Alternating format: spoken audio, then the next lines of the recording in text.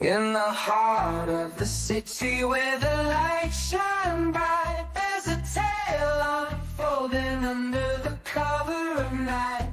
The Federal Bureau, they've come to play, investigating whispers in the light of day. Oh, Mayor Henyard, what have you done? The FBI's here and they're looking for someone. Keep Freeman caught in a fraudulent scheme. The sounds of a scandal, more than it seems. Allegations fly like shadows on the wall in the halls of power where the mighty fall. Bankruptcy fraud, they say he defies. Keep Freeman's game in the public eye. Oh, Mayor Henyard, what have you done? The FBI's here and they're looking for someone. Keep Freeman caught in a fraudulent scheme. The sounds of a scandal, more than it seems. So here we stand as the truth unfolds in the South where the story is told. Mayor Henyard's fall, keep Freeman's light. A tale of corruption brought into the light.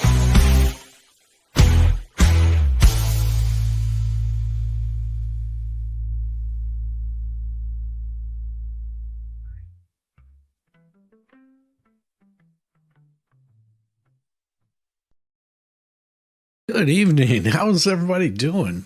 Man, oh man, have we got one for you today. Whistleblowers are coming out. Everybody is ready to run and hide. Oh man, it is insane stuff tonight. Hey, how's it going, Sir Frank Otter, Heidi Cruz, Puddletown, Debbie Webb, Roy Lodsinger, how you doing? Oh man, it is. Hey, Mickey D, good evening. Good evening. Debbie Webb, yes, it is wonderful to see you here. Also, it is. Wow. It gets crazier and crazier and crazier. What is up, Rosie? Good to see you. Yeah, we had a good time last night making some music. That was a blast. Let's see. Now you know how the game is played. So we'll have to do it again later on, because that is a blast. That had so much fun doing that. And Hefty's song is hilarious. It kills me every time. I like it. All right. Well, let's go ahead and we're going to bring up. This is Lori Lightfoot's her investigation, her presentation of her investigation, and we'll get into that, and then we'll get into some more newer news. Will I hear you just fine with the folks in the bathroom? All right. First and foremost, I want to just emphasize a couple of points that Trustee House and others have made. First of all, thank you to the trustees, to Mayor Clerk, to Mike McGrath and Bert Olson. This has been a challenging investigation, to say the least, because we have not received the level of cooperation from the team that I would have hoped. Nonetheless, we've had, I think, a breakthrough that's allowed us to be here in front of you today to give you the information that I know that the trustees for sure and the members of the public have been seeking for some time. But I do want to emphasize, this is just preliminary. We have more work to do, but as Trustee House said, we believe that it was very important to come before the members of the public, so you would have some context for what the current state. Hey, Forever Not Me. Good to see you. Are as has been alluded to, I think there's going to have to be some tough decisions that are made, but you've got to make that with as complete a set of information as possible. And that's what this presentation is intended to do our work is ongoing. We expect to finish with in expedited fashion, but as I said, we wanted to get to it as quickly as possible. A couple of points, just so we're all, I'm not an accountant, and I suspect maybe it's in the room or not, but we No, she's not. some accounting terms, and wanted to just make sure that everybody had the same basic level of understanding as we go through these slides. We're going to talk about how the village of Dolton handles its accounting system. We'll talk about in length, in detail about the preliminary assessment of the financial status. We're going to go over what we've seen as increasing expenditures since 2021. Unfunded expenditures. The current. Was that not trying to be political? Just observing. It seems to be one side gets a free pass. Oh no, they're not. No. This is not this is not a left or right thing. This is about a particular mayor. And I mean, if I'm not mistaken, the mayor on this side, she is a big time Biden supporter. She took a plane flight to go visit the White House whenever Biden was there, getting her selfies taken, and she was all about there. But I'm telling you, it's this is Lightfoot coming in and doing and I'll pull up the documents because what she's reading right there, I actually have a copy of. Nails and hair aren't city expenses. No. No, never have been city expenses. Cash status, credit card use, then we'll do a summary, and then we'll entertain questions from the trustees. Now I'm going to speed it up a little bit. She's moving a little bit slow. Right into it.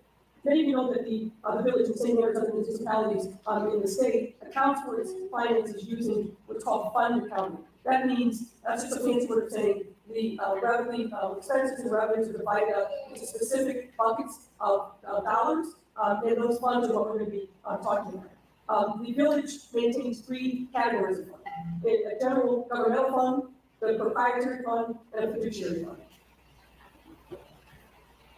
Under each category, the passage to my. She is taking too damn long on this. What I'm going to do is I'm going to show you exactly what she's looking at. This is what she is looking at. And I'll pull it up here so you guys have an idea of exactly what it is that she's talking about. And let's pull this up and boom. Right there. All right. So this is what she's talking about. Their financial reporting fiscal year from May 1st to 30th, financial report, blah, blah, blah. Increasing expenditures. So here's what you've got. This is how much their general fund monthly expenditures are. And this is in the millions: 1.92, 2.35, 2.24, or 2.5 in 2024. So 2022, 2023, 2024. Their monthly expenditures have increased 30% from 1 to 2.5 since 2022. All right, so here's what you've got. 2022, they've got a little bit more, a little bit less. And then in 2023, it drops drastically and they're spending more. And it basically stays the same. The amount of money that's coming in, and it's slightly doing an increase, but not in the amount that they're spending. Revenue, right there, expenditures there. That's what they've got going on. Now they're just talking about all the numbers there, and they'll get into all this stuff a little bit later. But this is what their expenditures are in the millions: 6.37, 9.17, 9.39. And then, they're just showing each one of these right here.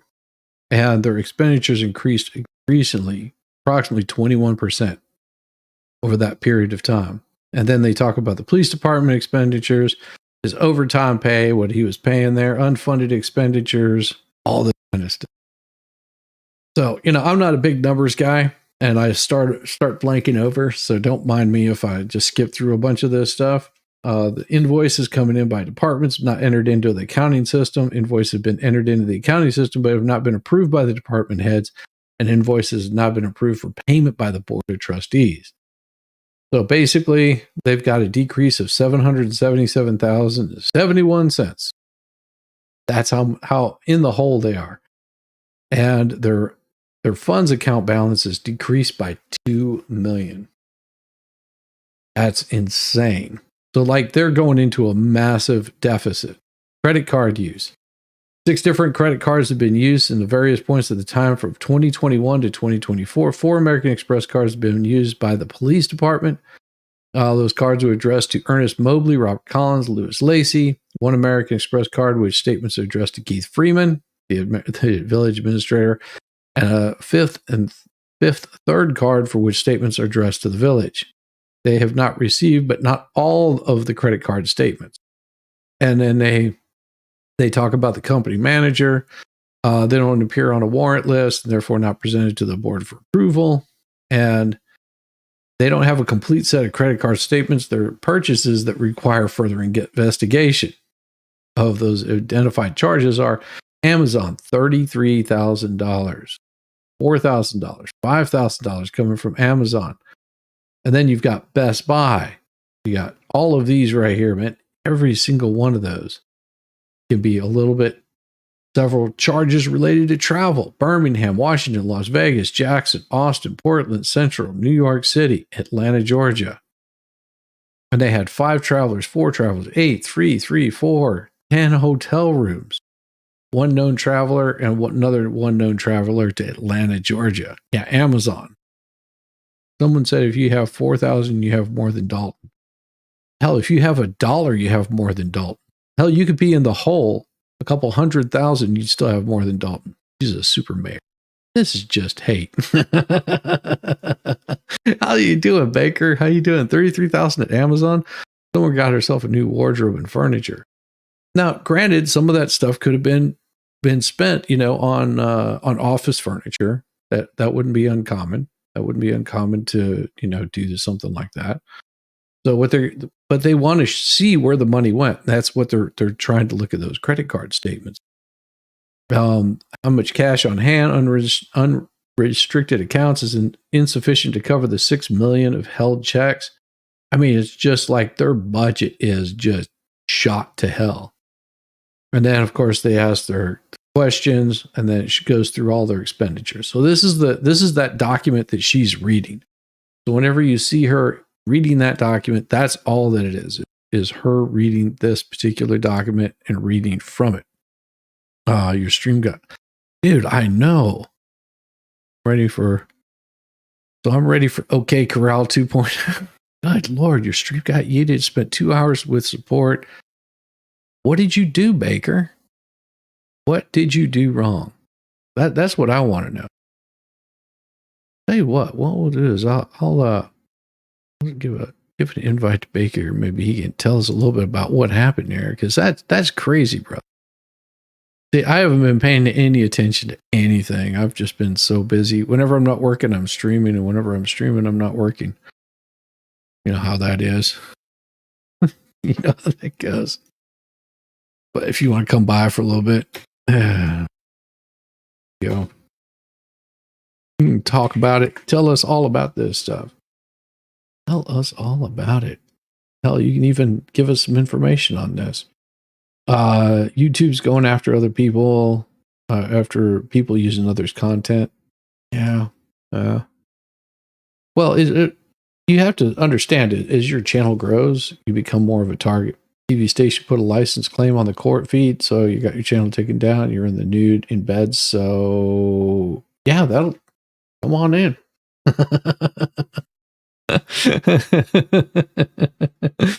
Nothing wrong with that. Nothing wrong with that. A TV station put a license claim on the court feed.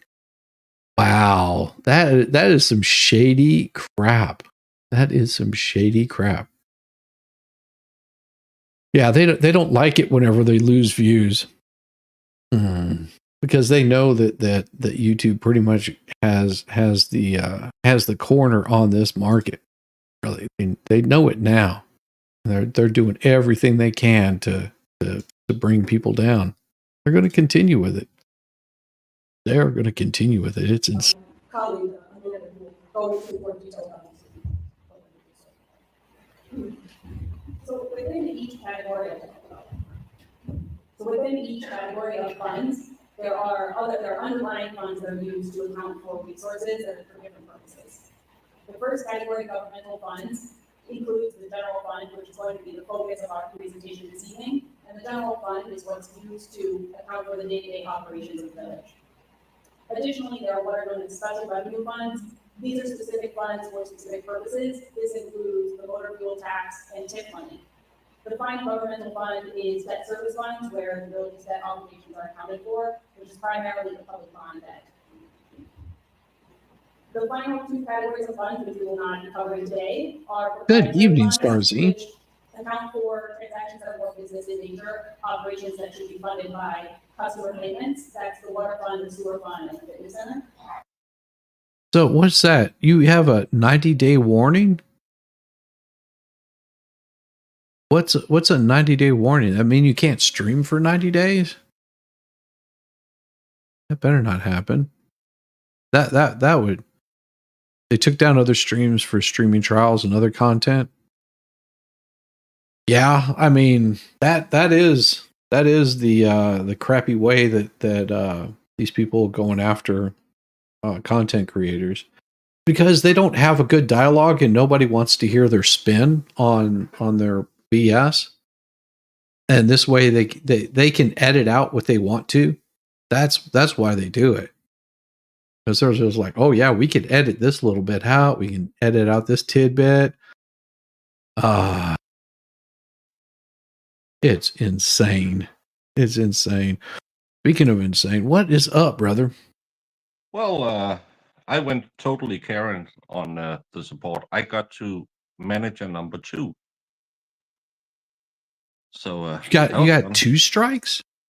No, I got to manager number 2 in support.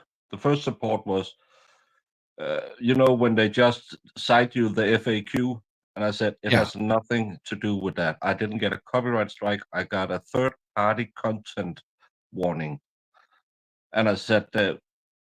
You did this to Emily D. Baker yesterday. She got it taken away. Why didn't I? And why did I lose my appeal? Blah, blah, blah. Read this. I said, I just cited you the right part of the FAQ. You used the wrong part. Well, you can't, if you just got it revoked or your appeal thrown out, you can't do anything. I said, do you know it's against Utah law to put licensing on court feeds? Do you want to speak with someone who knows more? Said, yeah, please. The next one started by saying, so you got a copyright claim? No. No. And I spent an hour with her, and then I got her manager, and then they took it back for another review. And hopefully, because I cited, well, it's protected by the 6th and the 14th Amendment with the right to a fair trial and an open trial, and then I stated that Utah has a law called 401-40-something, saying that if the provider must get a license from the court, but must make it open for everyone to stream it. That's what a pool feed is. We know this from the Rittenhouse and the Johnny Depp case. Yep. And finally, she said, "We'll take it back." They'll come back and say, "Well, sorry," because she can. Are you a TV station? Did you get a license? I said it's illegal to put a license on it, so they are misusing YouTube's copyright system. Yep. So I just thought you might want to know that. Well, we will look at it and give you. So they're going to uphold my warning, and for 90 days, if I break this law again, I will get a strike, and then I'll lose the ability to stream for 7 days. But Emily D. Baker said it's the TV station who did it, and she apparently contacted them and got some kind of notion she can send to YouTube. But I shouldn't have to do that because YouTube is enforcing a bogus claim on a copyright. So why, oh why should I get anything? Yeah, It's I mean, this is ridiculous. Because I mean, I'm sitting there going, okay, so because I heard about that, you said something about it that you were having some issues. I'm like, okay, so what exactly is their reasoning behind this? And that's the thing, they're not going to tell you what the reasoning is. Oh, read the well, FAQ. It's like I got a copyright thing for using for showing at the Unknown Soldier, yeah, the grave of the unknown soldier with Trump, because they were playing taps. So and they that's got fine. all upset about that because some guy has tried copywriting it, and I cited him the actual law on that says that song was written and performed by somebody that's in the duty of military service. Therefore, you cannot copyright that song. Yeah, So and I immediately put it in there and notated it, and I think they've already removed it. I don't care. I'm just like, yeah, you're not playing that crap with me. I put into my appeal. I said, court feeds are public domain. You can't strike me, or you can't claim a license on a public domain. Nope, That would be the same as saying you can't read Lincoln's Gettysburg Address. exactly. And I said that court feed is a pool feed, and that's so no one can claim ownership. That's why you can't you can't strike me down for third party content, because no one owns the content. No one can claim intellectual property. And they struck me down anyway and said, nope, that appeal won't work. And you know how it is. There's no reappeal. So I just went into the YouTube studio or Google support, spent 2 hours, and the last one I had my dream squad on Discord, and I said, make me sound smart.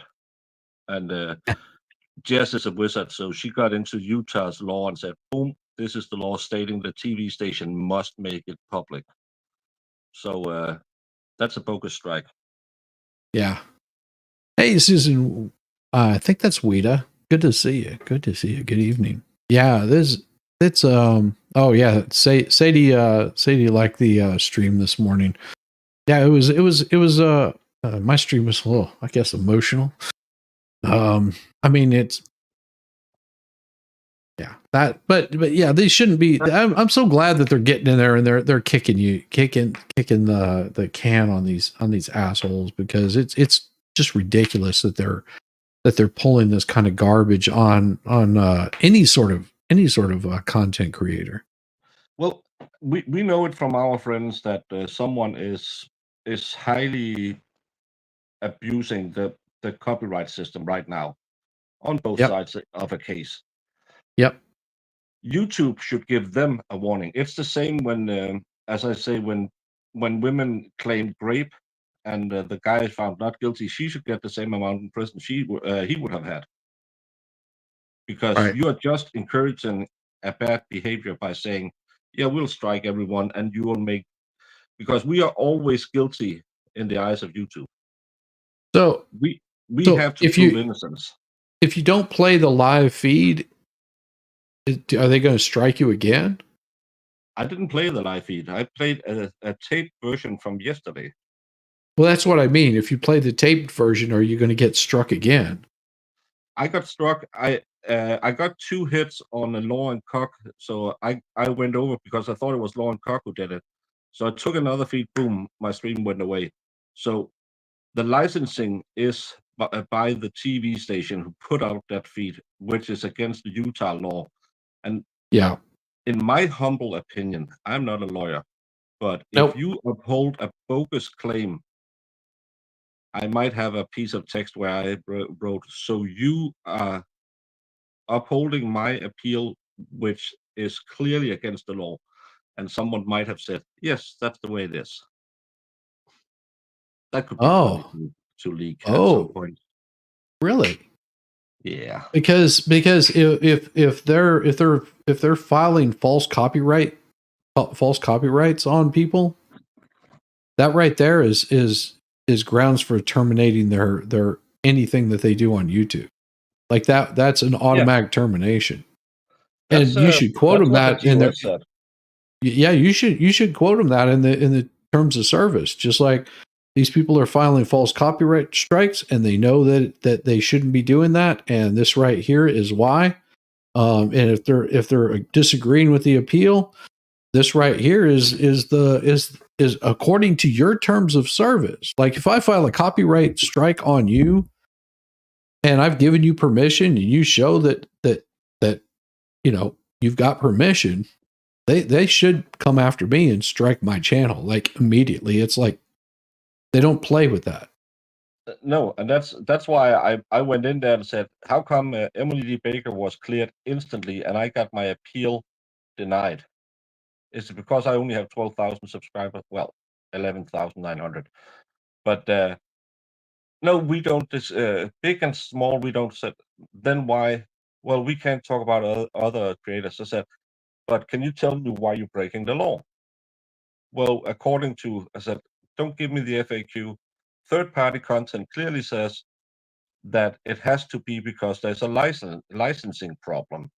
You Right. can't license public domain. So if someone have licensed public domain, you should tell them this is against.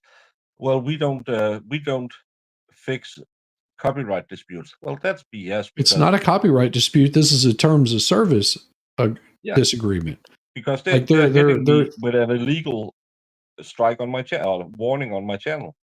They're not I mean the YouTube isn't, but the people behind it are, and that should come with a channel removal. They shouldn't ever be able to post anything on YouTube ever again.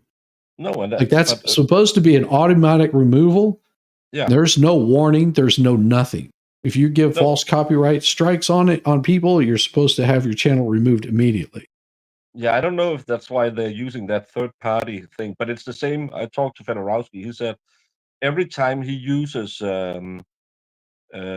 copyright-free music, they ding him and say, hey, someone else has used this music in a video, so you're repeating content. No, I'm not. It's my content. I'm just using the same music, but YouTube doesn't see that because it's AI that goes in and say, oh, this number, I have that in this video and this video.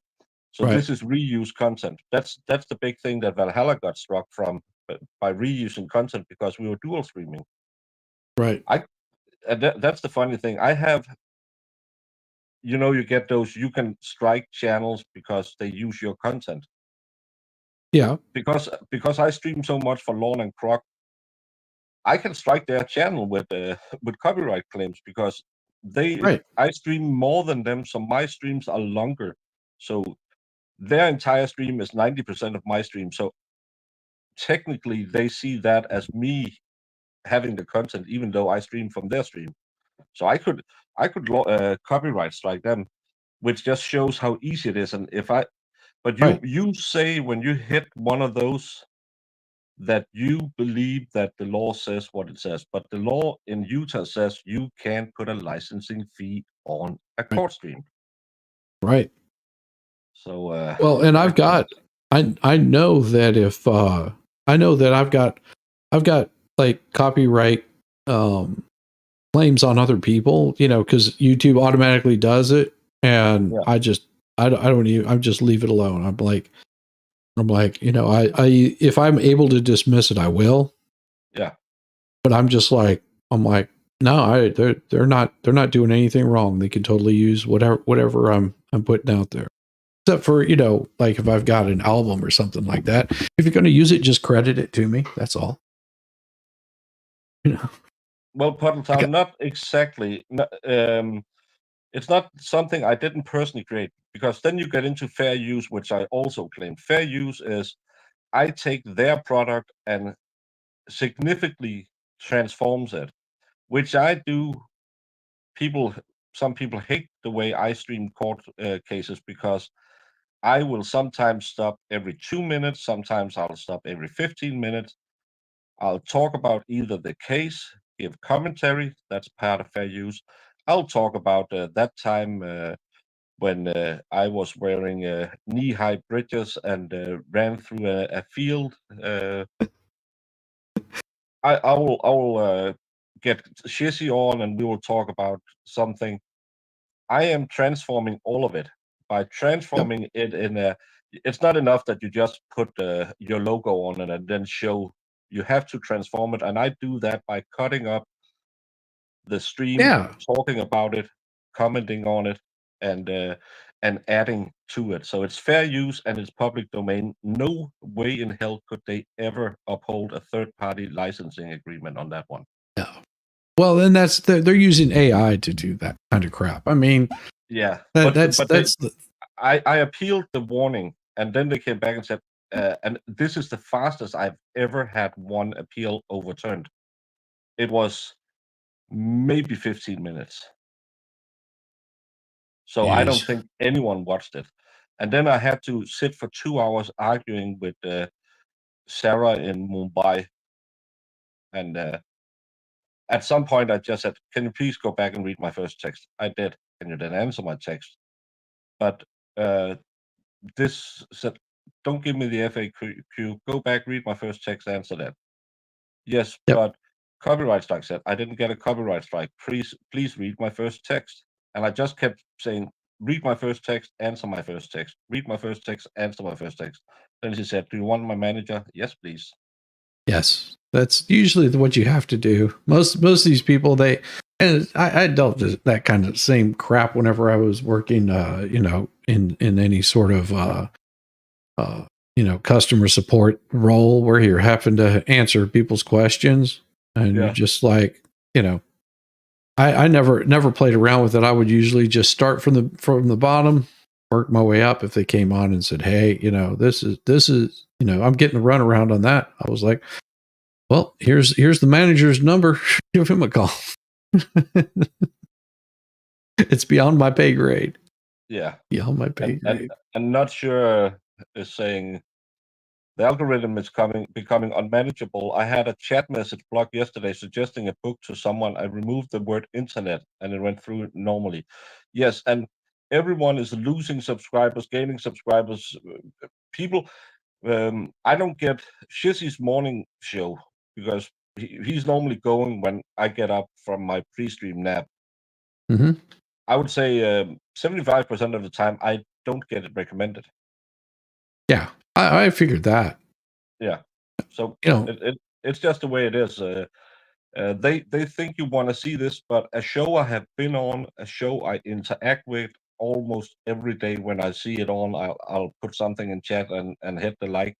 Nah, he probably doesn't want to see that. So yeah, notifications don't work. That's why go join Shish's Twitter so he can update you when he goes live.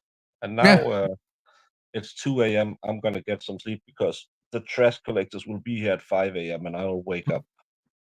All right, brother. It was good to go and hear from you, and thanks for the update on that, because I've been curious about that. Really. Yeah, but tomorrow will hopefully be a better day. So, Hopefully. or else I'll just do a Shizzy stream and sit here and talk. Yeah, just make sure you guys hit up Baker and show him some love. He's good. He's good people. He does good. He does Lord's work. Love hurts. Love. See you later. Have a good night. See you later, brother. Bye. Alrighty. See, good man, coming by and letting us know what's going on. Man, he needs to get some sleep. It's been a long time since you've hit the thumbs up. Yeah, it happens. There we go. We'll continue on with this here. Yeah, Baker's good people. So yeah, we'll get this thing rolling. And the final are fiduciary funds, which are held for non-governmental parties, and that is the village's pension trust funds. Here we go. Financials. Fun stuff.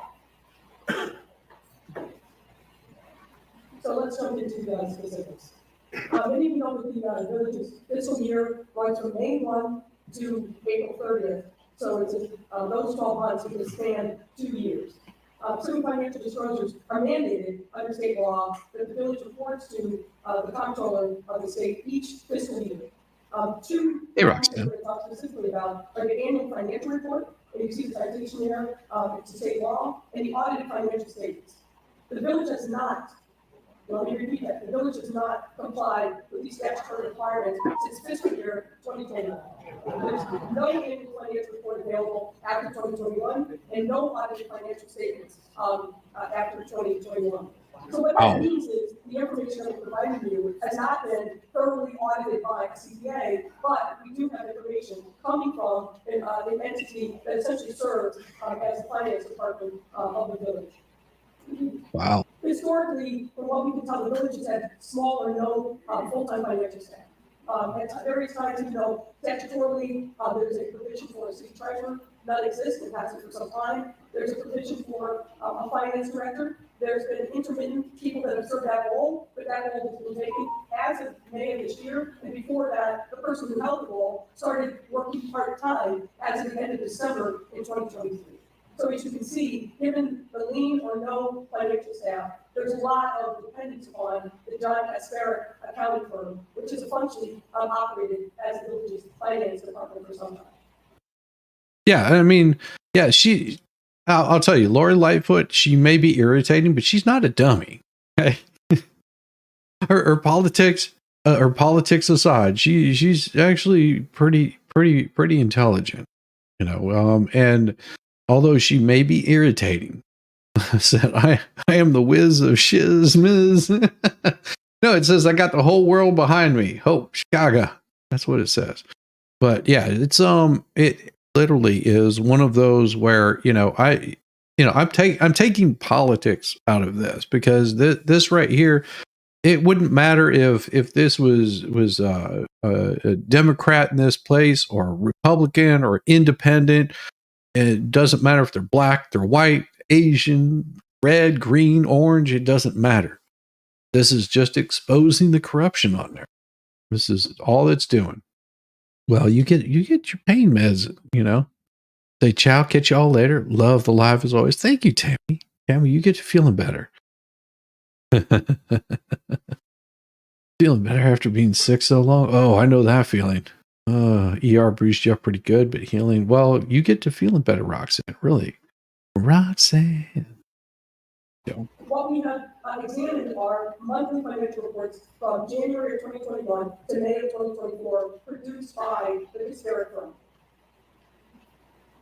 And as I mentioned, due to the village's failure to conduct an audited financial statement, we have to caveat the accuracy of the information, but we feel fairly confident based upon lining out not only the monthly reports, but looking at bank statements that match up with the information that's in the financial reports. Right. We had the opportunity to talk to some of the folks at the Casperek firm who were responsible for managing the finances of the village. That worked alone.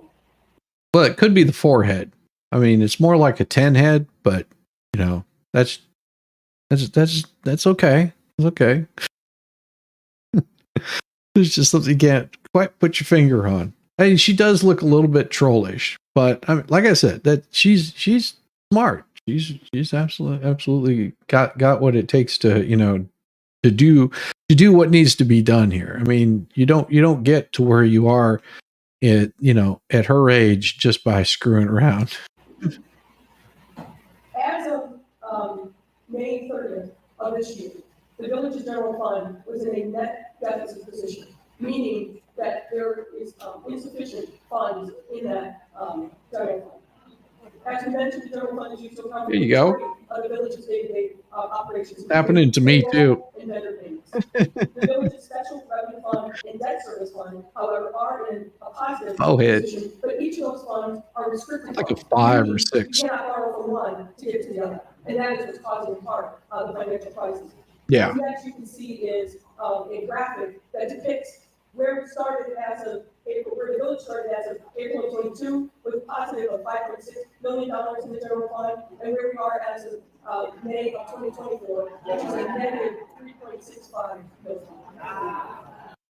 Yeah, those people just going, oh my God. Yeah, Kenneth, that is absolutely correct. Lightfoot was a U.S. attorney, so she knows what she's doing, and she has connection. Absolutely. That you could not be more right than that. Could not be more right than that. Good to see you, Kenneth. Just kind of as something, just quick numbers on a 2-year span, we're talking about a $9 million swing or $9 million of deficit over that course of time. Would that be?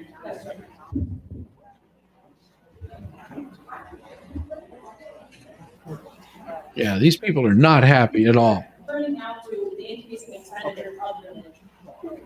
Over the last 3 fiscal years, the average monthly expenditures of the village have increased by nearly 30%. As you can see in the graphic, in fiscal year 2022, on average, the village spent about $1.9 million a month. But in the last fiscal year, that amount declined to $2.5 million. Oof.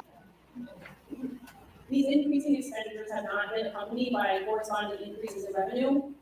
Again, as you see in the graph of the blue bars, the revenues have remained relatively the same over that time period, around just over $24 million, while expenditures have climbed from $23 million in 2022 to $30 million in 2024. Ultimately, in fiscal years 2023 and 2024, expenditures exceeded revenue. Specifically in 2024, it was over $5 million more in expenditures than revenues. Oh, that's $5 million more in expenditures. Now, think about this. Well, you know, the way that the city was running up until the point that she got in there was that you know, they would this is what a good balanced budget looks like.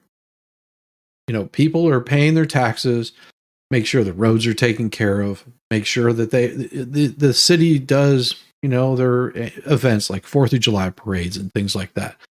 But also people are paying for, you know, permits. They're paying, you know, property taxes. They're paying taxes on the food that they eat, the clothes that they buy. Every single bit of your life is being taxed. And that city's gathering a large amount of taxes over years. You know, as the population grows, the city takes care of providing for the city. They pay for your police, they pay for your fire department, and that's where your taxes are going. Those taxes should not ever exceed the amount of services that you're getting out of it. If there's a little bit of money left over at the end of the year, you're able to use that extra bit of money to do something good for the city. You know, and if you increase that amount, you know, even if it's just $500,000 in a year, that's $500,000 that you can put towards a tax break back to your citizens. Because, you know, at the end of the day, you have this nice balanced budget. You're not taking in any more than you need to. You might have some stashed away for a rainy day in case you need to hire a couple more police officers or something like that. But overall, you try to keep that balanced out. But it had gotten so to the point where they saw this as their own personal piggy bank and saying, you know what? We are leading all these people. We deserve to have a golden microphone. Why don't I have a golden microphone? I'm doing all this work. I need to take a long trip to, you know, let's see, Las Vegas, Los Angeles, New York, Georgia, because I deserve it. I've worked so hard for this.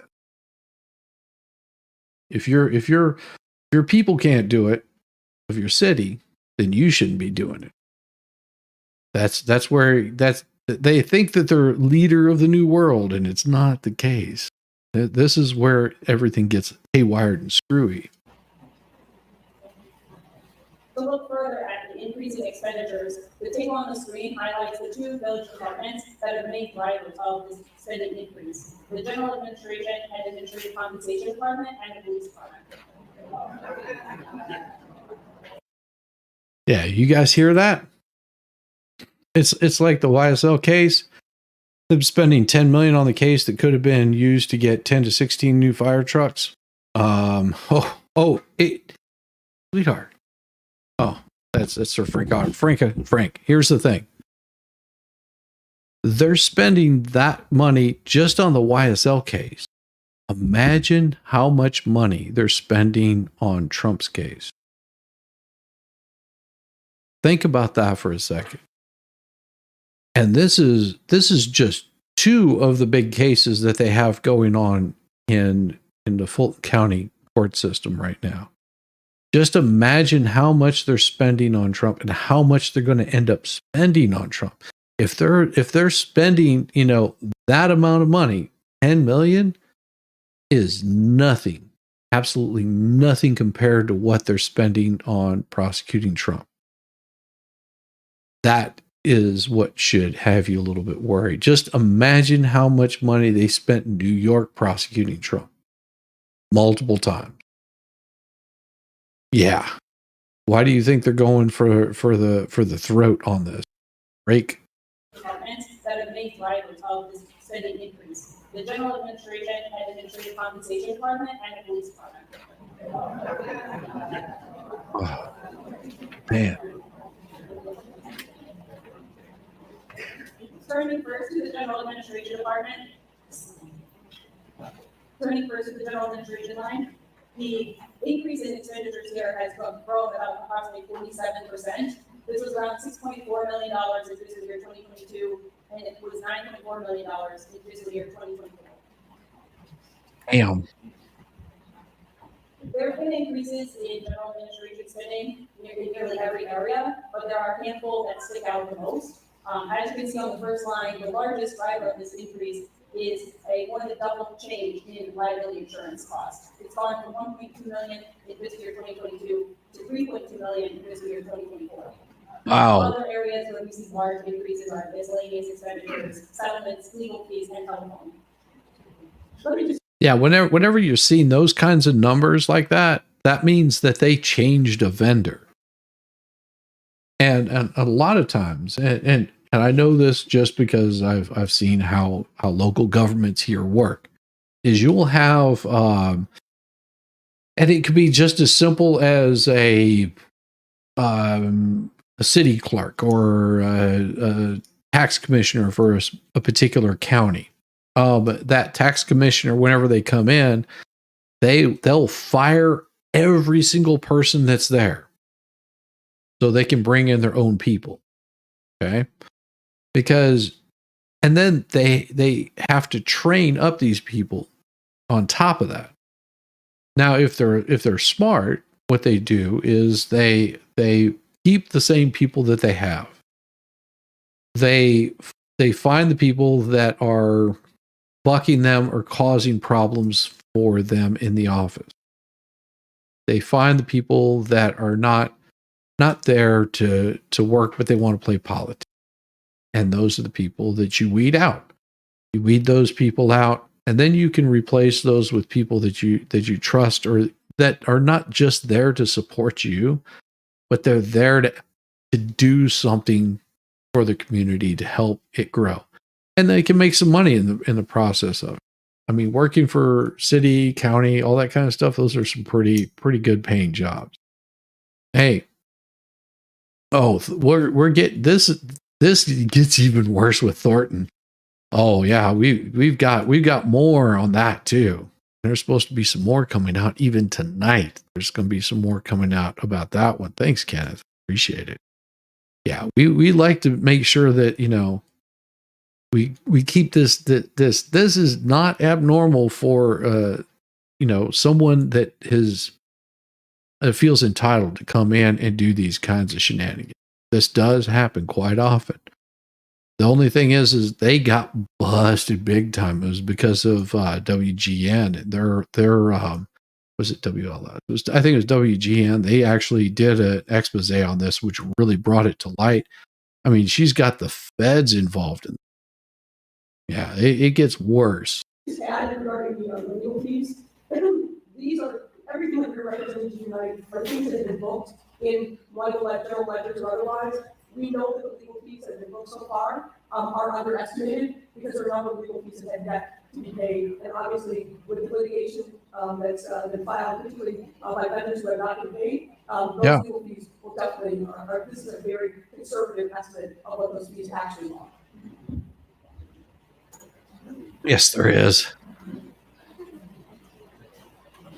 Let me do a little bit down also in what we're seeing so far with the police department. Those expenditures have increased approximately 21% since FY22. Some of that is obviously driven by the union contract and making sure that there's better pay and that police officers are compensated according to the collective bargaining agreement.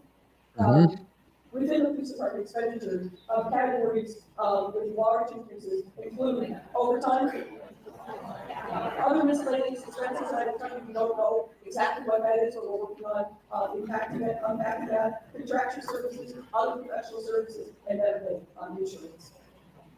We wanted to highlight for you, particularly given overtime, what we saw as two outliers in officers, Officer Terry Young and Officer Dolton Updates. Both of these individuals in the last 2 years have earned more in overtime than their base compensation. Wow.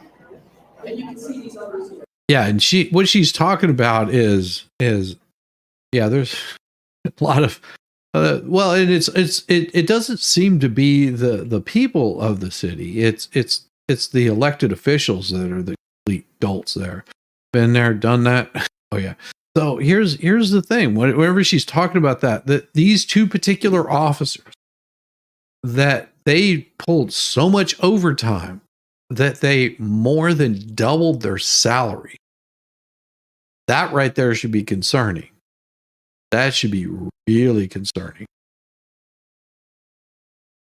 But it would also depend on what their role was.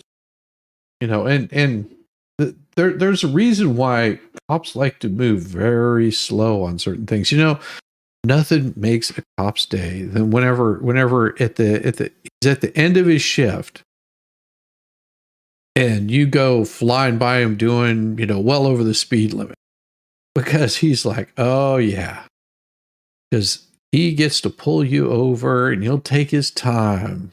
He'll just take his time. And he'll answer your questions real slow. He'll sit back in his car, have a couple of jelly donuts, kick back, relax. The whole time he's got you pulled over. Yeah, he's getting overtime. Oh, if you give chase, oh, that's even better. That'd be some serious overtime right there. Because he could be there for hours, just, you know, shooting the shit with other cops, waiting on, you know, the crime scene to be closed off. Yeah, dirty little secret. That's how it works with this. I mean, and can you blame them? I mean, these guys are working the system. Officer Terry Young in FY 2023 earned $194,290 total. Nice. In overtime, and then FY 2024 that increased to $227,000. Damn good for him. Damn. I mean, yeah, that right there will get you in a lot of trouble. But jeez. $251 providing the base salary and overtime. Officer Reed for FY 2023 had a total earnings of $145,450, and officer and in FY 2024 $192,732. We thought it also important to know that acting Chief Lacey has accumulated overtime. It's our understanding that he is not part of the collective bargaining unit and has not been for some time, because of the moral circumstances would mean that he is not entitled to overtime. But as you can see here, for FY 22, FY 23, and FY 24, and we're now in fiscal year 2025, through those 4 years, he's accumulated $215,747. Wow, that's not much in 3 years. That's less than his officers were doing. Oh wow, one officer was Tiff's married boyfriend. Oh yeah, that is some shit right there. The court ordered all his firearms to be taken. Then Tiffany promoted him to chief of police. Yeah. If you allow, and that's the reason you have city officials, to keep these folks in and make sure that they're held accountable for what they're doing. Yeah. Now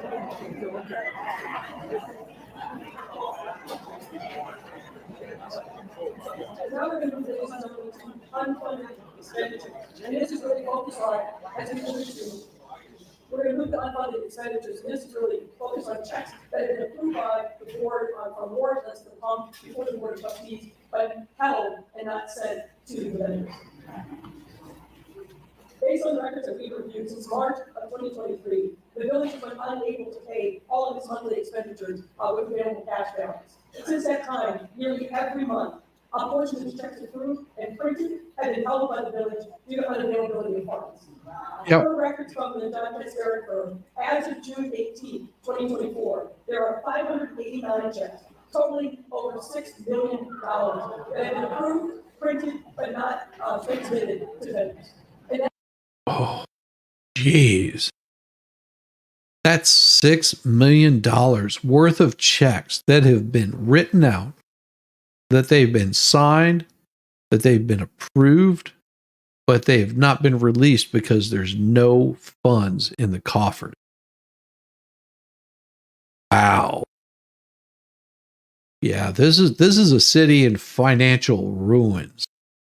Because whenever you've got a city that this kind of stuff happens to, that the elected officials are ruining it, I mean, and then you've got the township, which is in just as bad a shape as, and she's in charge of that too.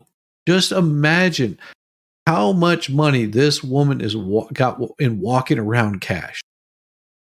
You know, this was the thing that Fanny got in trouble for in Fulton. It's like, well, how did you pay him? Oh, you know, whenever we were doing these trips, you know, I just paid him, you know, out of my pocket. You've got several $100,000 of walking around cash. Dude. It does not take talent to go broke spending money that isn't yours. Wasn't Beetlejuice corrupt too? In a different way. I mean, she was pulling shenanigans, but you know, she did exactly what you would expect her to do. She didn't make any qualms about the shenanigans she was playing. She didn't make any qualms about what she was spending money on. They could come in, they could look at her books and see everything that she spent money on. She was corrupt in a different way. That is a big driver of the deficit in the general fund. This over $6 million in health checks, I want to caution, does not account for additional monies potentially owed by the village to vendors for which checks have not even been printed. These categories which we are looking into include, for example, invoices that have been received by village departments, but for one reason or other may not have been entered into the accounting system, which is called My Viewpoint. These invoices have been entered into the accounting system, but not been approved by department heads or by the village administrator. And this could also include invoices that have not been approved by payment for the board of trustees. You're aware that from time to time, the warrant lists are presented. The trustees say, pay this, not pay that. Well, those checks that are on the warrant list roll over from time to time. And it probably makes sense just to explain really briefly. There is not a centralized repository for vendors to put their checks in electronically, their invoices, I should say, so that it's automatically in the system. It has to be either hand delivered or sent via email. It goes to the appropriate department head. Then it's up to that department head to approve and enter those invoices into the MyPoint system. And it depends upon the dollar amount of the invoice, who has final approval for those invoices to make it onto the work list. But that's the way the process works now. It will not surprise you that one of the recommendations that we will have when we finish our work is that the village invest in an automated system so that nothing falls between the cracks. The vendor will be able to see real time where is my invoice moving through the system. They don't know where it sits, either with the department head or otherwise.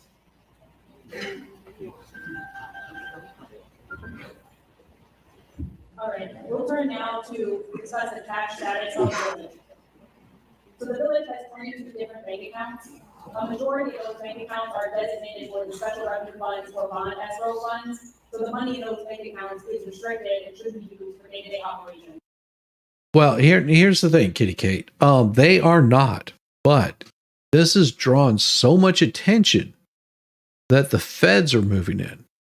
Yeah, that exactly, Kenneth. That is absolutely correct. All you know is somebody is going to jail. And it's not going to look pretty. It's not going to look pretty. And more than likely because they're suing Lacey for $202,000 that he received illegally. That's right, Kenneth. That is absolutely right. It is amazing that they've gotten away with so much, and Henyard disappeared right after that. Yeah, they kept looking for her after the last meeting, which we're going to get into that also. I'll also note that these 22 accounts don't include the pension assets. The pension assets are held in separate trust accounts. Which is good, which is absolutely good, as long as they didn't get their hands on those pensions. But here's the bad part about a city that does something as drastic as this. I'm glad that the fine folks of Dolton have been able to, get someone in there to get an audit happening, because if this went on for multiple years like it did in Detroit, what happens is eventually the city says, yeah, we're just going to file bankruptcy, and immediately all those trust funds, all that stuff that's put in trust starts getting flushed out, and all those expenditures start going out, and every single person that is owed money is taking, pennies on the dollar for that. And then once that's gone, then you've got a city that's just left in shambles and people leave. Yeah, Pfizer, Pritzker, Kwame Rule, and Delgado Group. Yeah, there you go, Kenneth. If I'm not mistaken, I think Kenneth is there in Dalton. We're pretty close. Expenditures each month are paid from one main operating bank account. As of June 30th, 2024, that bank account had a balance of $715,000. As of April 30th, 2021, that account had a balance of almost $1.5 million. Jeez. So a decrease of over $750,000. In addition to the main operating account, historically, the village has held its excess cash in an account known as Illinois funds. Illinois funds are interest-bearing accounts that are managed by the Illinois Treasurer's Office that allow municipalities to earn interest on their excess cash balance.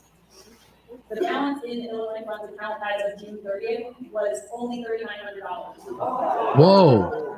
As of April 30th, 2021, that balance was over $2 million.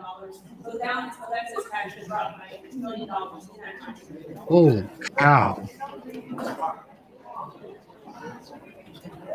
Monthly financial reports include a summary of the unrestricted cash balances of the village each month. Within these summaries, the balance reflected already accounts for those held checks that Mayor Lightfoot was just discussing, checks that have been issued that haven't cleared because they haven't been sent yet to vendors.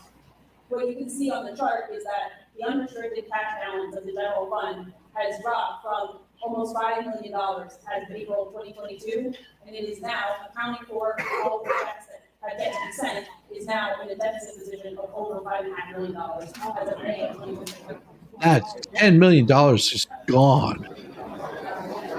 Yeah, she used to always say she has friends in high places. Yeah. To give you a little bit of insight into credit card use Wow. by village employees, we do not have complete information yet.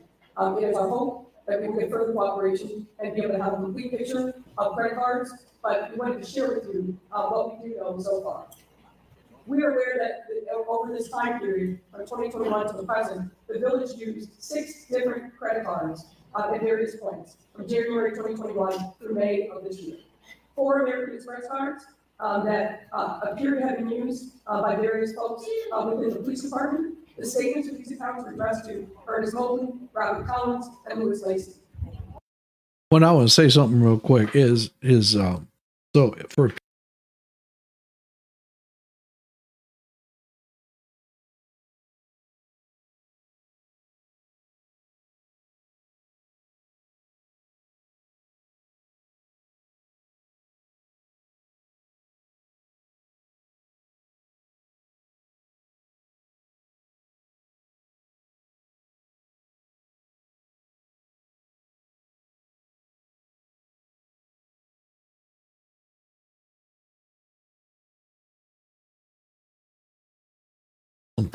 sorry, thank you.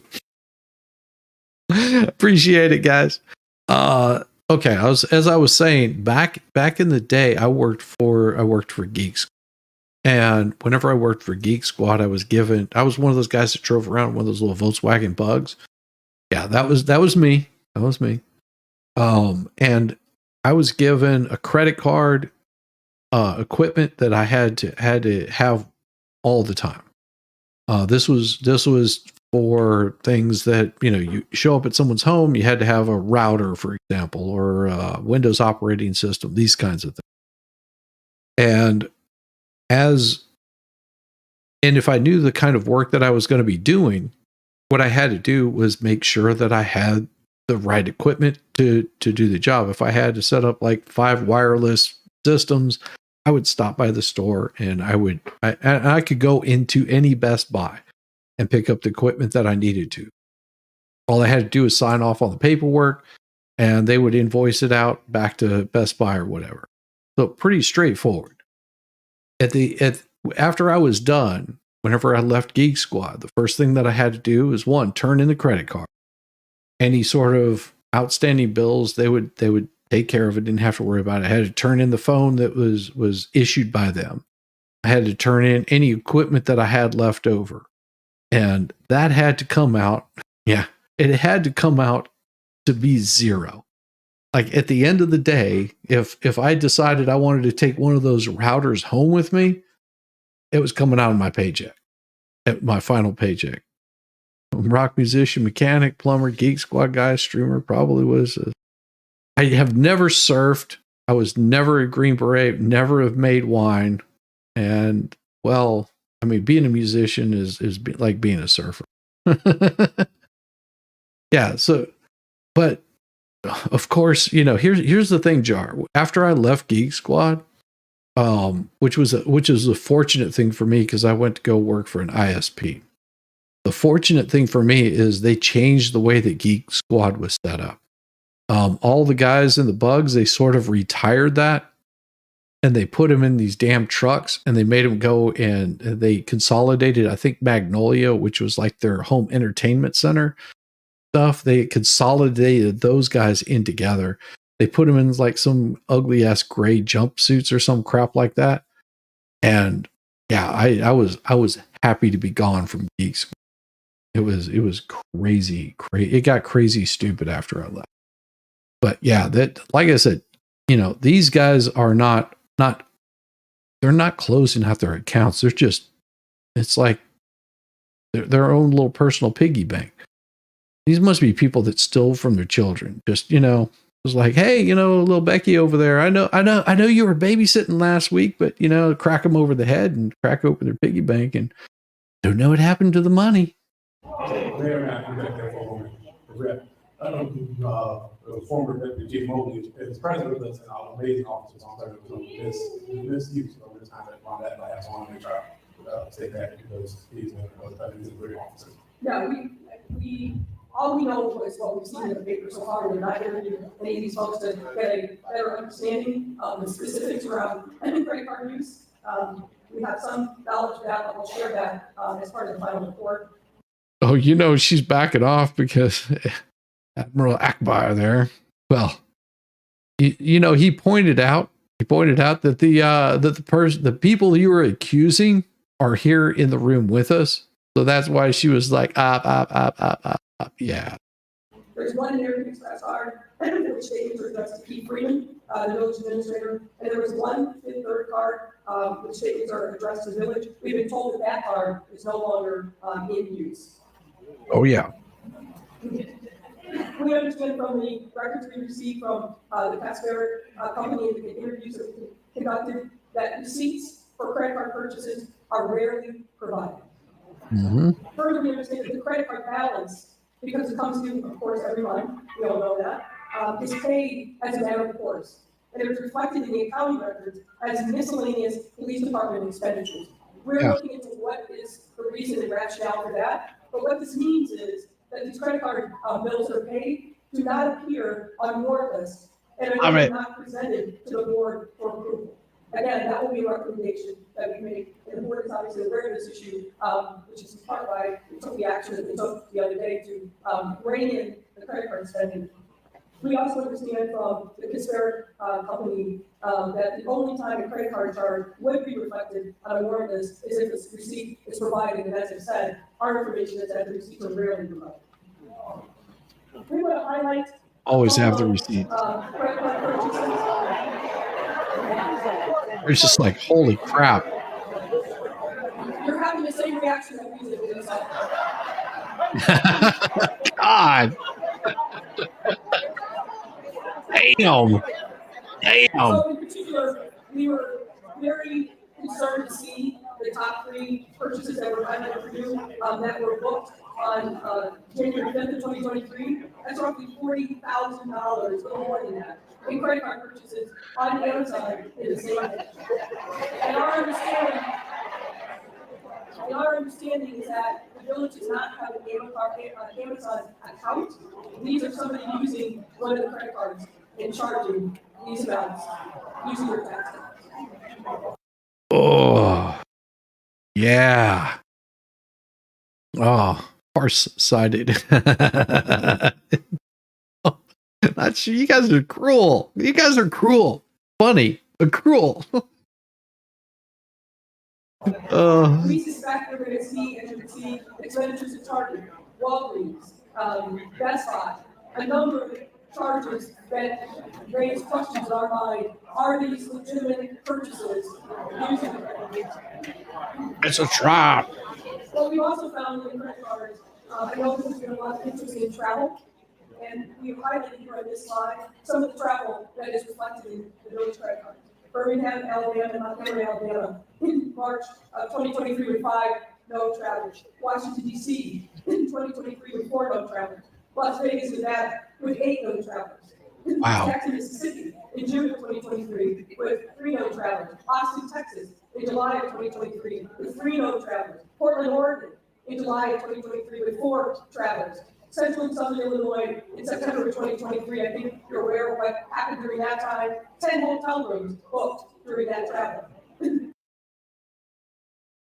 Our cruisers can't repel the firepower of that magnitude. She just went through a litany. Okay. Here is something that I want to point out. And this goes for, like I said, not politics.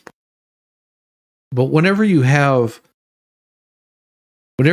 senators, congressmen, and they're going out of country, that's tax dollars that they're using to do that.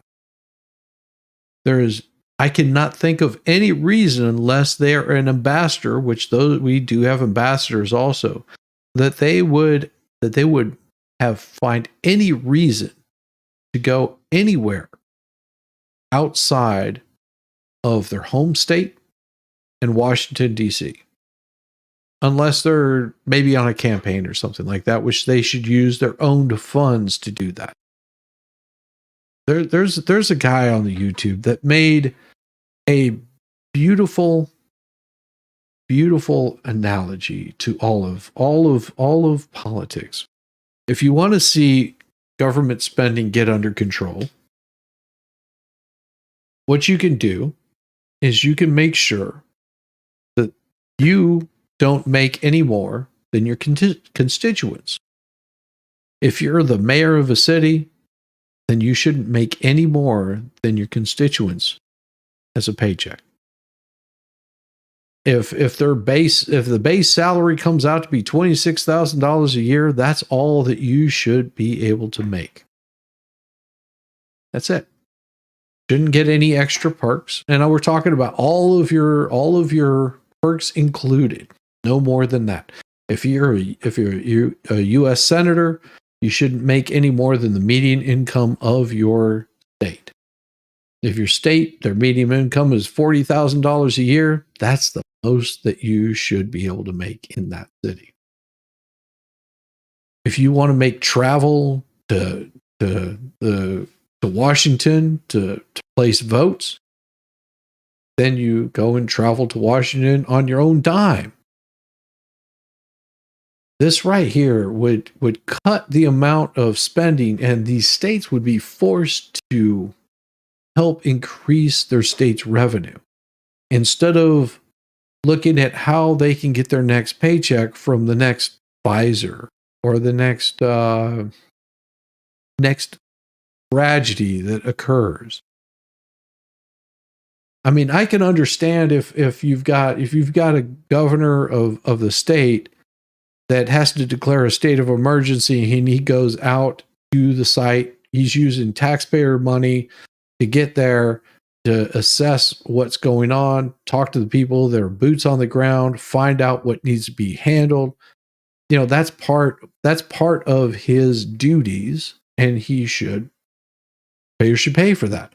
In no way should the taxpayer be paying for a governor to fly to Dallas if he's from New York City. No way should they be paying for him to fly out to California or make multiple stops. That right there wouldn't be correct. For you to submit your state ID says to be continued. Well, thank you. I appreciate it. I am in Georgia, you know. Well, and it's not that I'm trying to say that, you know, these people shouldn't be compensated for the work that they do. On the contrary, that is absolutely, you know, contrary to what I'm saying. I'm saying that these people, if they're increasing the median income of the people that live in their state, and the people in their state are making a median of $100,000 a year, damn right, get paid that money. They also shouldn't be allowed to participate in buying or selling stocks. No one in their immediate family or nobody close to them should be allowed to purchase or sell any sort of stock. You would see that they wouldn't be making ridiculous rules and making millions of dollars off of making rules that they know are about to come out, laws that are going to be passed, that immediately they start dumping stock or they start buying stock, depending on which way they vote.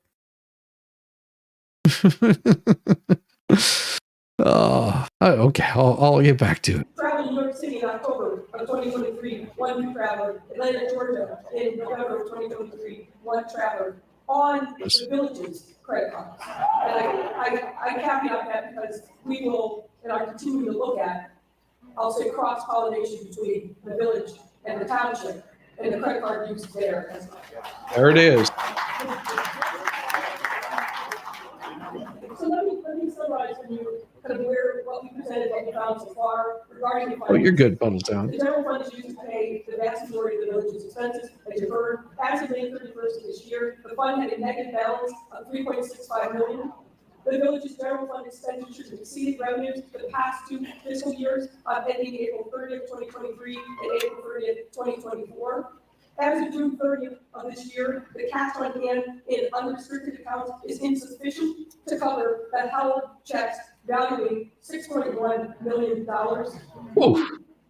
We are in the current fiscal year of FY 2025, and the village has no budget that's been passed this year. The village's financial records have not been audited since FY 2021, and the village has not filed the mandated state annual reports since FY 2021. So where are we in terms of next steps? Regarding the financial information, there's a lot more work that we need to do, as I indicated. We just recently got a lot of information in the door that is reflected for the most part in this presentation, but there are other things that we have asked for, and we're hoping that we're going to get further cooperation from the disparate accounting firm. Additional details regarding credit card spending, and any receipts that might exist. Detailed accounting records and reconciliations, check registers, which is important. Detailed accounting on inter-fund transfers and balances. And what we're seeing, and we need to really look at the detail here, is that there is a transfer from one fund, in some instances there's restricted funds, into another fund, and vice versa. Additional detail, we're looking at what are the financial policies and practices in place, and whether or not those need to be changed, updated, or beefed up in any way. We are continuing to look at what happened in Las Vegas. There are 2 trips, one in May of 2022 and a second in May of 2023. And as I alluded to earlier, the relationship and intermingling of funds and personnel with Thornton Township is something we're very focused on as well. we defer to the trustees. Yeah, that right there. That right there is just a complete lamb on every single one of what they've been doing. I mean, that right there is one of those where, ooh, you done screwed up. Like, who spent the money in Vegas and what game did she play? I prefer blackjack. They're carrying a credit card balance, not paying it off every month. They should be terminated immediately. Well, that's the thing, is those funds are being paid off, but it's the vendors. It is the trash collectors. It is the people that are coming in and taking care, the fire department. These are what are considered vendors for the city. Your lawn care service. You don't have the city. They contract these things out to for people to do. So imagine your landscaping. The way that those work is you can bid on getting a job for mowing, X amount of lawns, which would be like your parks, your city township areas, areas that are held sort of by your city government. And you bid on those contracts. And say you've got a crew of like 10 guys, they go out and all they do is they do roadside work. And that's all they're doing. They're just cutting the grass along the roadway. Each one of those contractors are getting paid, although they present as being city or township workers. They're still getting paid by the city, and they are contractors. They probably have other work that they do besides that. But that right there is what those vendors are. They're saying, hey, we're coming in, we're mowing your lawns. We're making your parks look nice and beautiful and not overgrown. And the city isn't paying us. We're not going to continue working if the city isn't going to pay us until you resolve these. And there's no recourse for them. They're not able to collect that money because the city doesn't have it. The check is there. The check has been approved. They agree the work has been done, but they're not able to collect any money on it. And that is what a lot of these vendors are that they're looking at. That they're saying, yeah, they're not getting anything out of this. They're sort of getting screwed in the long run, and there's nothing that they're able to do about it at all. And, this right here is where it becomes the biggest problem, because these are the people that are keeping your city looking really good. They're the ones that are coming in, doing what needs to be done, and they're getting kicked in the nuts for it. They're getting absolutely just destroyed in this part of the area. Now, what we've got is that is not the one I was looking at.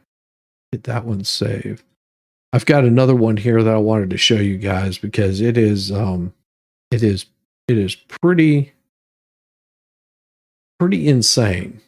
Let me see if I can bring it up. I'm going to find it for you guys because we're going to go into the township meeting, which was much more detailed on this. See if I can find this one. That's not it. I will find it here because it was before the stream started that I actually pulled it up and found this particular one. I think this is it. Yeah, this is the, and this comes from the Lansing Journal. They were able to bring this and provide this particular bit of it. There was a foreword. This is a really long one, so we're going to be skipping through it quite a bit. What I wanted to show you was, because basically they're trying to get a budget set And this is where Dan Lee comes in. Dan Lee has been sort of outspoken with these folks, and he seems to be on top of it. A dot. Huh. Yeah, they're gonna yell out, "Get on your mic!" There we go.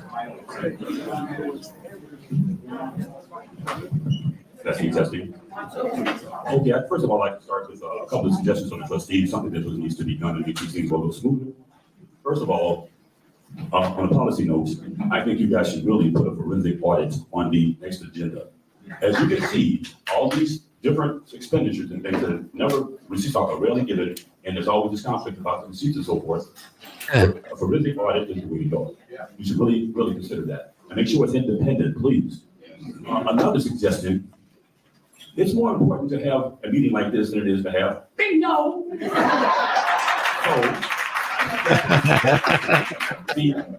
all the town hall meetings should be down here as a matter of course. As a matter of course. If there's a conflict, you can change dates one way or the other, but everything should be down here. Right. So everyone can have access. Upstairs, I know personally, I stood in line for 2 hours, couldn't get in the room, but it's cool. Because I learned a lot out there. I learned that some people are coaches instead of citizens. I talked to a few of them. And one thing I really want to bring up. If I was late, one time I was an hour and a half late a few months ago, over half an hour late, even an hour and a half late, starting at 5:30. The meeting didn't start till almost 7 o'clock. I would at least offer an apology to the people that sat here and waited for the people to show up and do what they do. I mean, you would think. I would love to talk with Dan Lee. He just seems like a very fun guy. He reminds me of my old neighbor that would just sit there and I would be doing something really stupid as a kid. And he'd just sit there and kick back and laugh. He's just like, Dad, this is going to end really poorly. Be nudging his buddies, just like, watch this kid. He's going to do something stupid. And sure enough, I would. They go, boy, I told you that was dumb.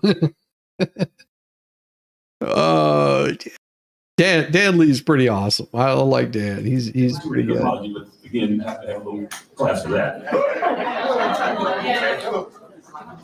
Oh yeah, and I heard something about a scholarship fund. I just hope that scholarship fund paid off better than the cancer fund did.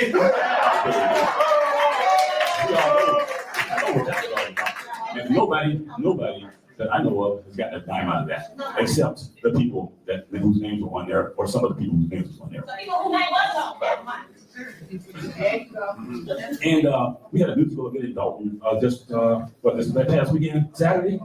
Okay, I'm wondering, since it was held in Dolton, and since Dolton facilities were used, possibly some Dolton personnel, things of that nature, is there some way we're getting compensated for that? Since we always get the short shift when we come in here, we don't get my Dolton, but if you're gonna hold things in Dolton, and if you're gonna do this right, we should be getting compensated for some of those facility usages and things that happen in our community. Time, thank you, sir. Okay, thank you. Chris, Yeah, he's good people, man. He gets up there, he speaks, he's already got prepared what he's gonna say. He makes his point, makes some pretty good quips. I like that man. He's good. He's good people. I love it. Hey, how's it going, Ghost? Good to see you over on the Twitch chat. Yeah, I'm over there too. Danowski. Look, that man right there, that is a diehard White Sox fan. I mean, come on. He's just proudly wearing that White Sox shirt. He was like, the hell with the Cubs. I am wearing White Sox. I'm all White Sox. Love it. Love it. Tiffany Henyard, as supervisor, you should be a steward of our tax dollars. However, you have wasted our money on lavish travel, fine dining, fake cancer foundations, parties, extravagant bingo prizes, and personal campaign materials. Yes, I said personal. I saw those tents at your poorly attended Taste of Thornton Township event last weekend with your name displayed in large letters. Keith Price commented a few months ago at a meeting about how Thornton Township was a laughingstock to the nation. I partially agree with that, except that it's a laughingstock of the world. Oh, damn, that is cold. Well, and you know, that's the thing is whenever I bring this stuff up and I'm poking at it, I'm not poking at the people of Dolton. I mean, they did vote for what they got. They did vote for what they got, and immediately they found out that it's not all about, oh, how sweet the sister is. It ain't about that. It's about who is going to do the right job. If they come in, this is why you vet people before you put them into that position. And that's what they didn't do. She's from the Slapaho tribe. I guarantee it, she is. But this lady right here is pretty much pointing out that Dolton has become the laughing stock, and it's not because of the people of Dolton. The people of Dolton are just good people. It is the people that they elected in because of having a certain symbol by their name. They might have said, oh, well, I'm all about equity. I'm all about inclusion.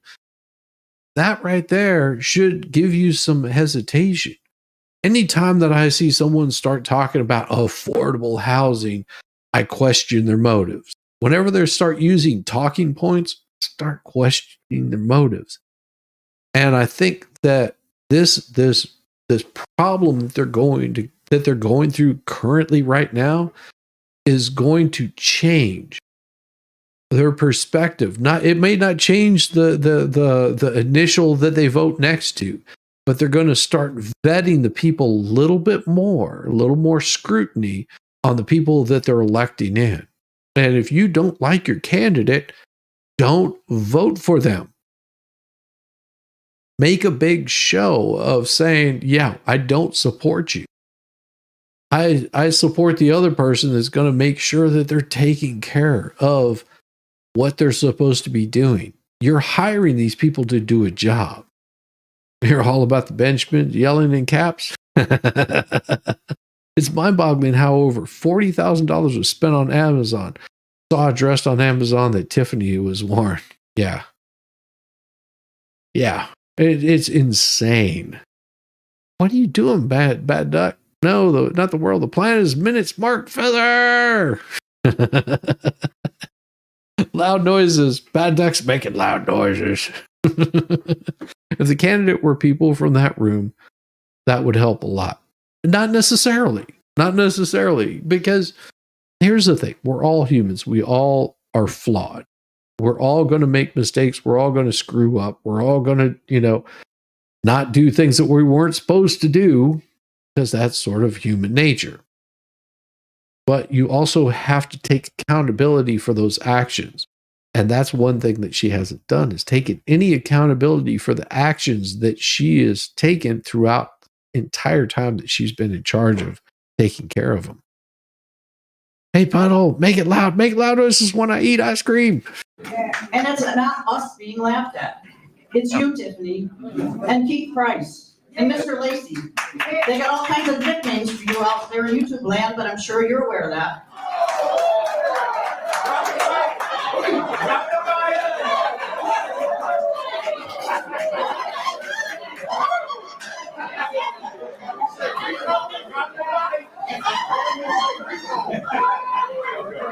Nice.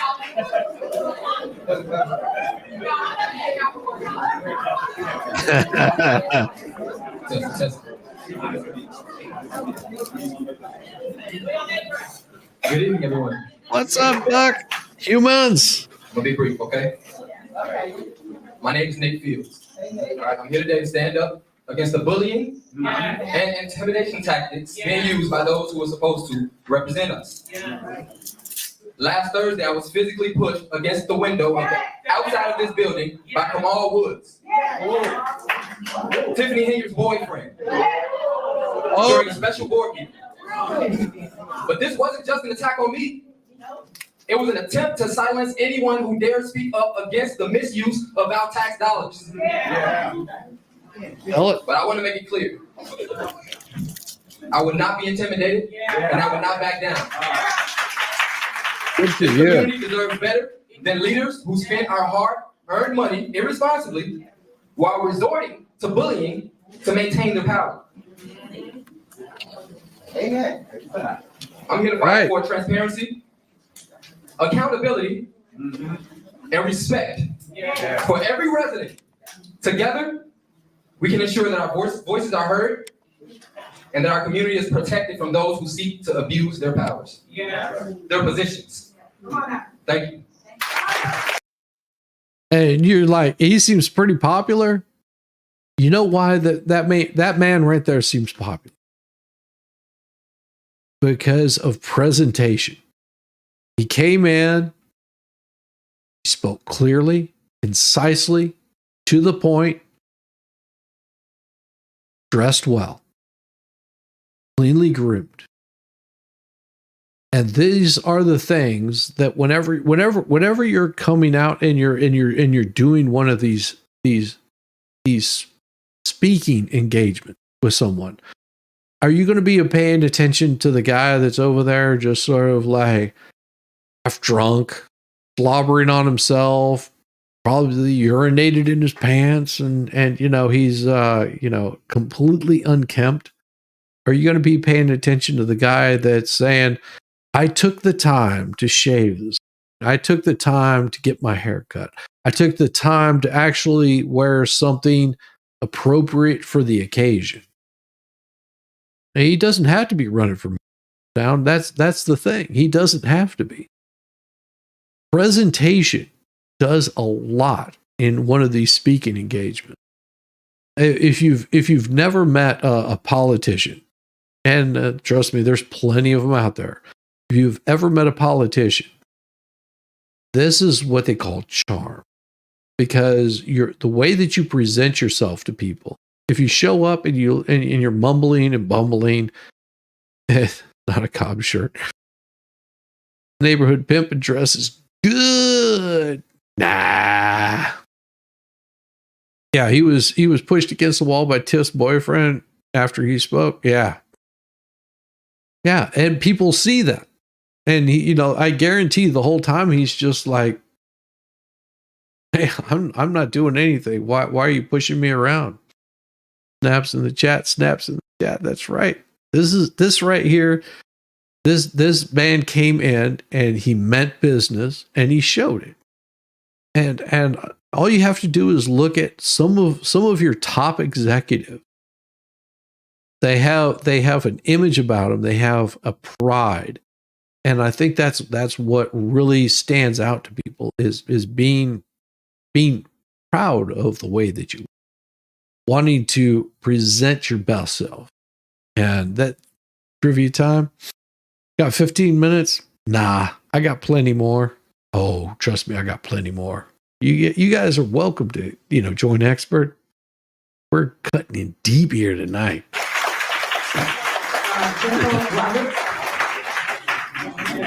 I'm sorry, Ms. Bogan, I'm sorry. I apologize. Ms. Bogan? If there's not Ms. Bogan, then Ms. Roberts, you go ahead.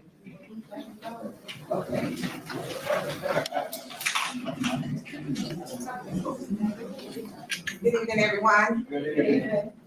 When I was a child, from the ages of 9 through 11, I was sexually molested by close family members. I was made to believe that if I said something, no one would believe me. I became silent. My voice was lost in a sea of depression. I experienced low self-esteem, loss of identity, became unsure of who I was or who I would become. When I became a mother of a beautiful girl, Okay. I'm sorry. I'm going to stop right here because whatever trauma that she's having, this is not the place to bring up your trauma. Sorry. You're with a group of people. If you want to go to, some help center, go for it. Sorry for all the bad stuff that's happened to you, but this is not the place. If she doesn't get to her point, I'm going to skip over her because this right here is in this context does not matter. It really does not. In the beginning, yeah, exactly. I found that what happened to me would never happen to her. But unfortunately, as a single working mom, I could not protect her from the generational curse that plagued my family.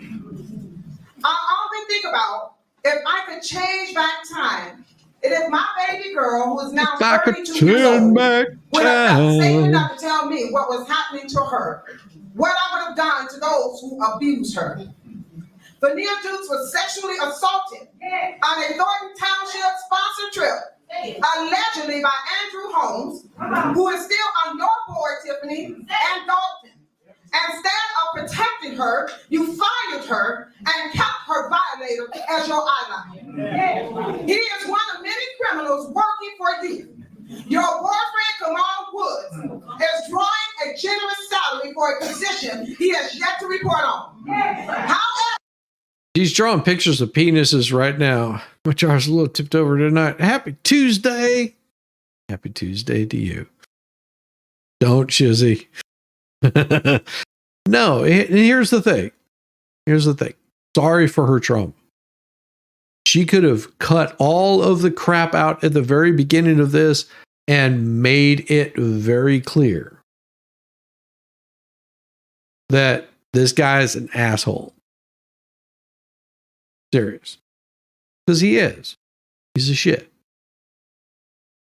And if he did what he's been accused of, oh, there ain't enough pudding pops in the world. No, that's the attorney. That right there is the attorney. he allegedly Oh, it's going to get better. I'll tell you what. I'm going to show you guys what I've been on to for just a little bit. Just a little bit, because this right here is going to knock your socks off, especially whenever you realize who's sitting in the room during this interaction. Pay real close attention, because this right here is going to get really good really soon. As soon as I can figure out how to do the damn crap. Here we go. This right here. Pay close attention. This right here is very important because this just happened yesterday. This is the news that came out yesterday. Urban politician Tiffany Henyard has lost another key ally.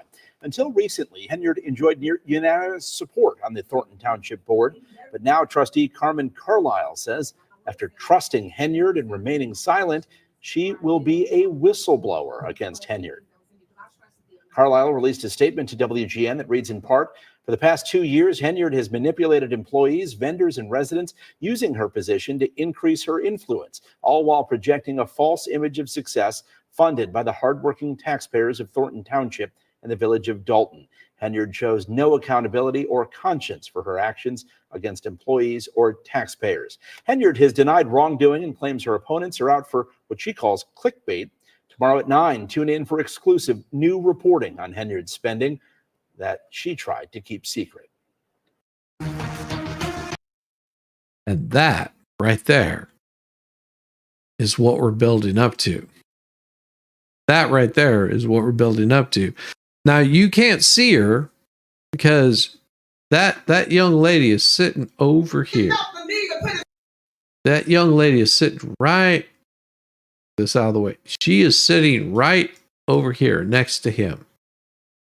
She's the whistleblower. Your team Henyard, she's hot. She is a cutie. I will give you that. She is a cutie, but at what cost? his hands on Nate Fields Jr. less than a week ago. Is that part of why he was hired at the township?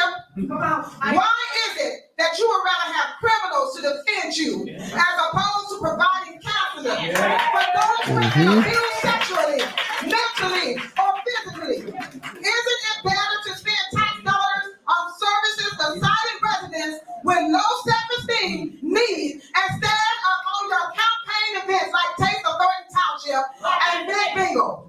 And January, at this very room, Tiffany, you told the world that you are Dr. Martin Luther King's dream. Did you forget that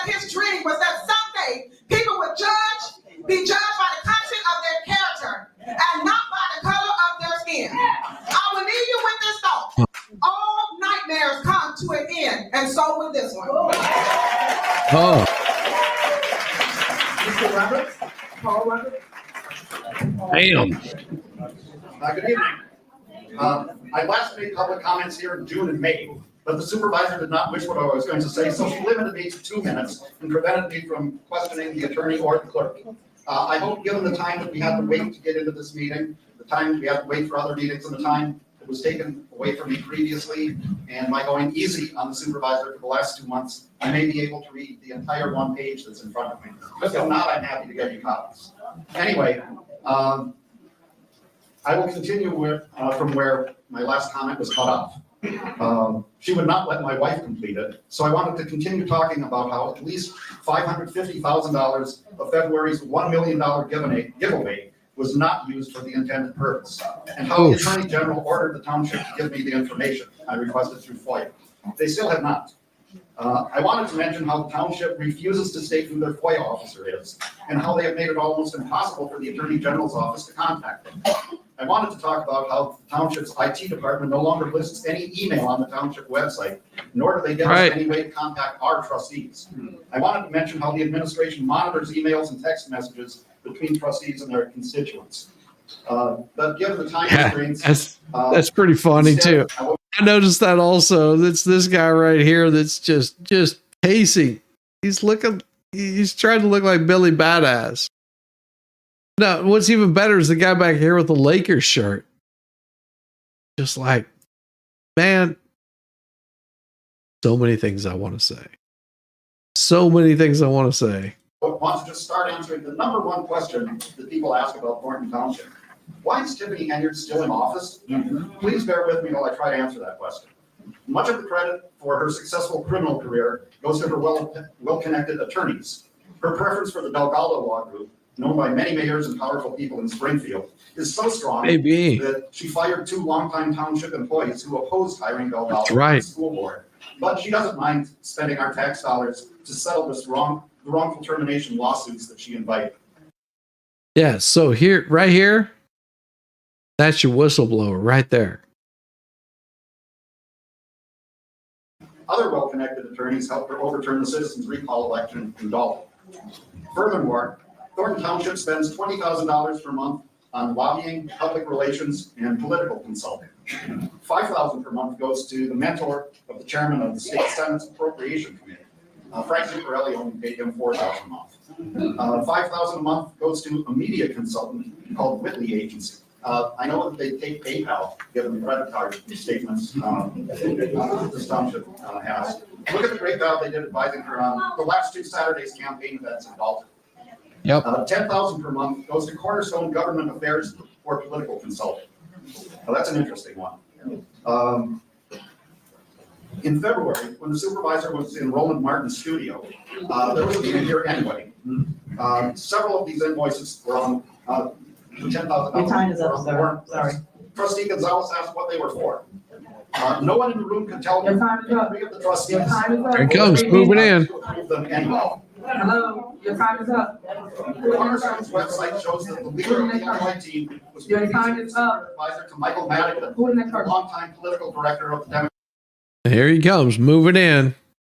Time's up, Strap Polo. He's moving in on you. Caucus in the Illinois House of Representatives. Alma Price, your time is up. Your time is up. Your time is up. 3 minutes. It's 3 minutes. You're on for 4 minutes. You're on for 4 minutes. Your time is up. That right there.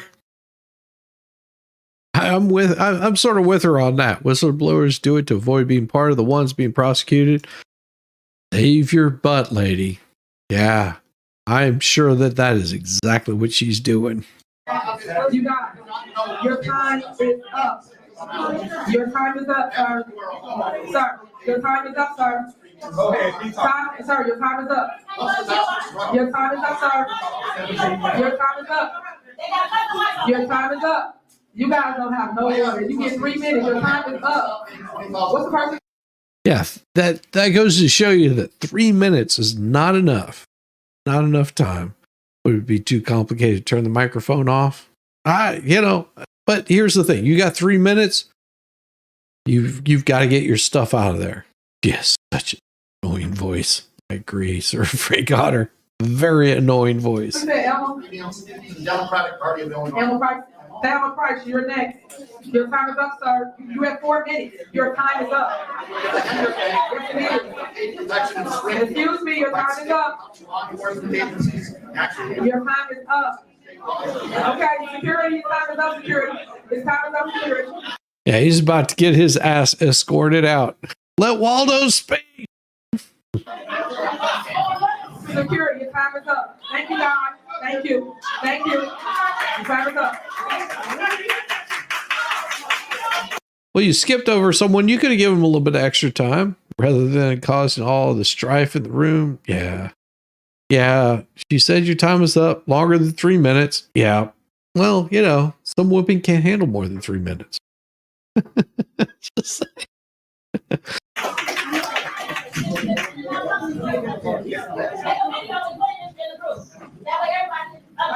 All right, go ahead. Now's your turn. All right, you got 3 minutes. No, you had 3 minutes. You did your 3 minutes. Now back off. Let her speak. Okay, back over here on YouTube. I saw you over there on the Twitter. All right, see? All right. Saw you over on the Twitter. Yes, it's an annoying voice. Good evening, everyone. My name is Elma Price. And everybody that's in this room, we have to really stay focused because the supervisor seems to think giving parties and bingos that is going to win us over. And we got to stay focused on what's really happening. They're trying to hide all the money that's being stolen. And I'm a breast cancer survivor, and I was appalled when they came out with this fake charity, because I know how it is when you're trying to look for help when you have cancer. And I just felt that that was the lowest thing that you could ever do, is to go against people that are battling cancer. And I feel that they need to get that money back to the county township. That was illegal, and that attorney was sitting next to her. Are you covering Carmen Tells the Truth about Big Tiff live in 45 minutes? I will tell you, Tommy. I'll tell you, if it's out there, I will cover it. Because this right here, this garbage that's going on, it ain't right. It ain't right. She'll get slapped by the end of this meeting. Oh, I guarantee there's a lot of people in the crowd that would just love to give a little bit of spanking to her. Allowed her to do that, the Delgado group, knowing that that was illegal for them to be giving her private fake charity money. We need our money back. Yep. You know, and we're not going to take anybody intimidating us or anything. I've had Kamal Woods walk past me and say some slick stuff, but baby, no, right. You're not gonna scare me. You're not gonna intimidate me because I have a voice. And you gotta understand, this woman has destroyed Dalton. So, and I'm gonna tell you something. She cannot be the best in Thornton Township and then destroy a whole village in Dalton. And the same thing is happening over here. It's happening in Dalton. Happening in Dalton is happening here now. They're not being transparent. They don't want to tell you. They got Robert Hunt in the front cooking the books, lying to you people, saying we're not in the race. Never That is a lie. But I commend these trustees. They're standing up for us. And I thank you all. You gotta put a watch on that money and those credit cards, because she was saying, hey, the department heads are supposed to have it. It's time they just swipe the card and had the village of Dalton paying for something, and it should have been the Thornton Township. So they just rotating these cards, doing what they want to do. And that should not be happening. Dalton is in, we're destroyed. We are destroyed. And then we have a takeover where one man is taking over the whole damn police department. But we will not be intimidated. So you guys stay focused about what's happening out here in Thornton Township. They're doing the same thing, and they're stealing from you all. And for the people, I love my seniors, you cannot That's right. choose bingo over what's going on. That is crazy. Because you're gonna pay. Nothing is free. Nothing is free. It's gonna come back and bite you. You're excited over these big screen TVs. They're stealing from you all. They're stealing from you all. Remember that. And like she's telling us, we gotta respect us. Respect her, she don't respect y'all. Y'all remember that when it's time to vote. She does not respect y'all. She does not respect y'all. Oh yeah. Guard is walk. Act like a thug if you want to. Take me out of the car. Oh, nice. Greetings, Madam Supervisor, trustees, administrators, residents. As this administration continues to attempt to spin the narrative of how well they're doing, the township continues to descend into madness.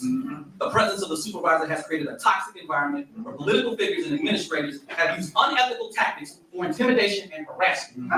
Yes. You have also given the license to your subordinates to use these tactics to attempt for character assassination.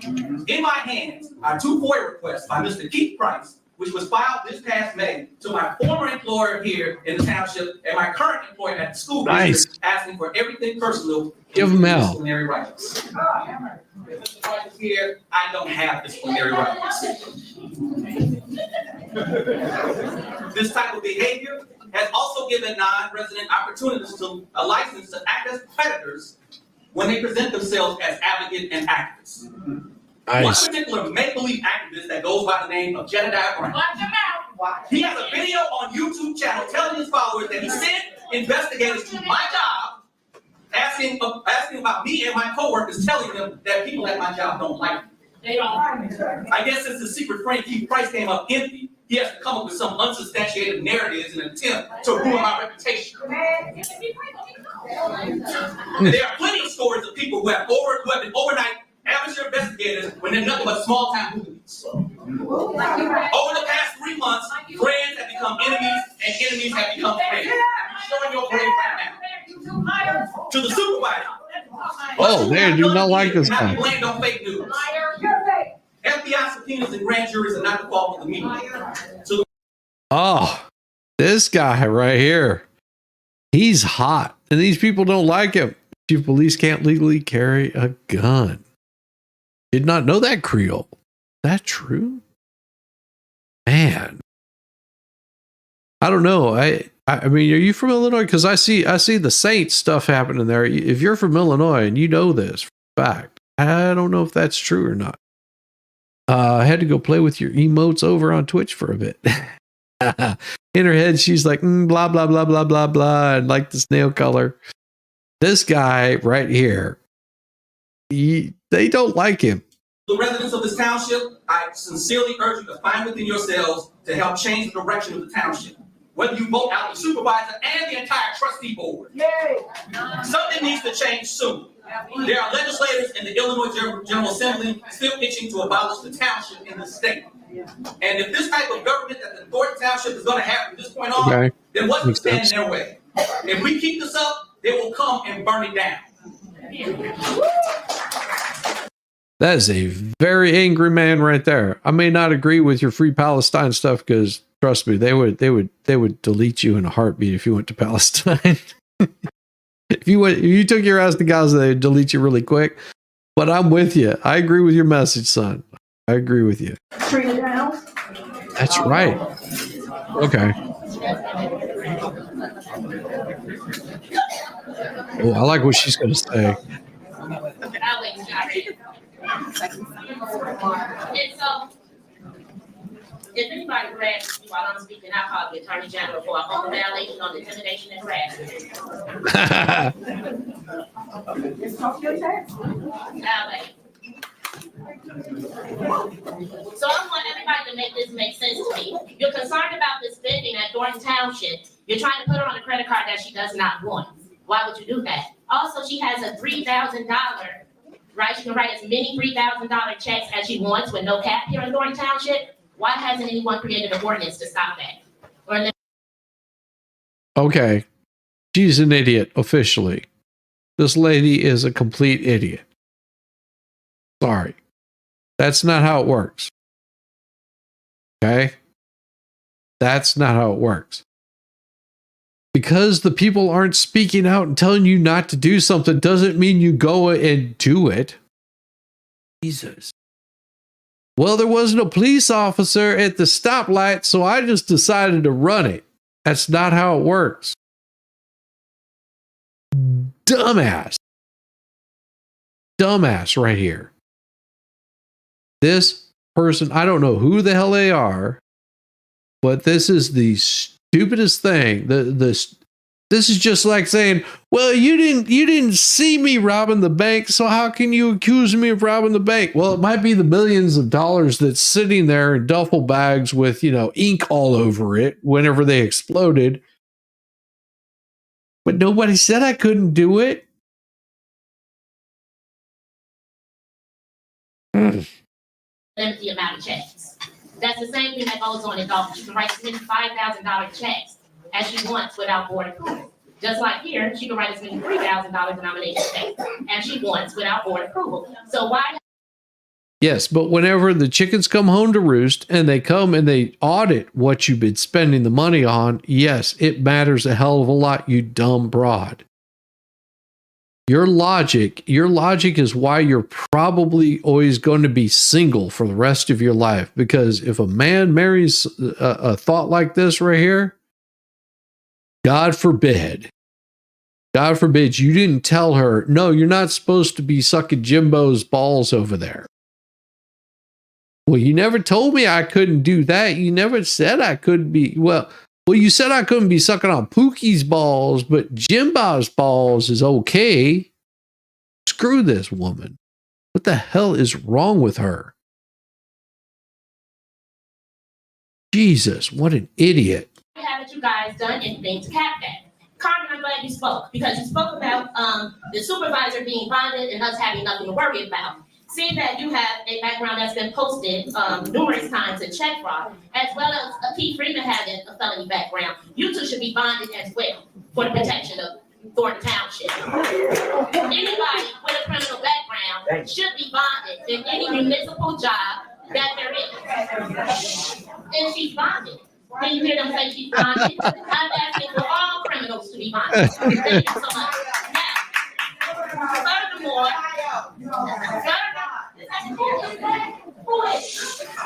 3 minutes are up. You're done. Right. Okay. Now, the board wants proper spending to be made. You guys tabled the budget, but for 4 months, from April to August, you had substantial amount of time to take out whatever you need to take out of the budget and have this budget passed. You cannot control spending if you don't have a budget. How do you do that? How do you know what's going to be allotted where? And you tabled it to an unknown date and time. Well, if you want to make a budget, here's a simple thing. You start from the top and work your way down. Start from the top, work your way down. And then once you get to the bottom and you see the people that are useless to making the city prosperous, then you cut those people out. And that right there is what true leadership is all about. So if the guy at the top is saying, I'm not going to take a paycheck until we get this stuff straightened out, and I'm going to start straightening out from the bottom up, I guarantee you, by the time he starts getting up to the top echelons, his right-hand man, that right-hand man ought to be saying, I'm not taking any money either until we get this shit straightened out. But the way that she would have it is just like, well, you never passed the law for that, so I'm going to go over there and suck on Pookie's. And Ms. Roberts answered the question to why the Vanilla Dukes lawsuit is against Thornton Township, because that was a Thornton Township sanctioned trip. And for No, and no. That's not how that works. a long time, I've been confused in media because it seems like that was a Dolton sanctioned trip. So all of this co-mixing of governments, co-mingling, co-mixing, however I choose to state it, right? No, it's not how you choose to say it. Say it like it is. Say it like it is, and your 3 minutes are up, you dumb broad. And you guys have a lot to say about how she speaks and how she's educated. So I suggest you guys pay attention to District 205 because that's where she was educated. In District 205, where they have a disparity in learning in their schools. Oh, so she's an idiot, so she's excused. Yeah, 3 minutes are up. This woman right here is simping for Henyard. She's a plant. She is an absolute plant. Oh, So all the criminals get bond. Next is Janelle Taylor.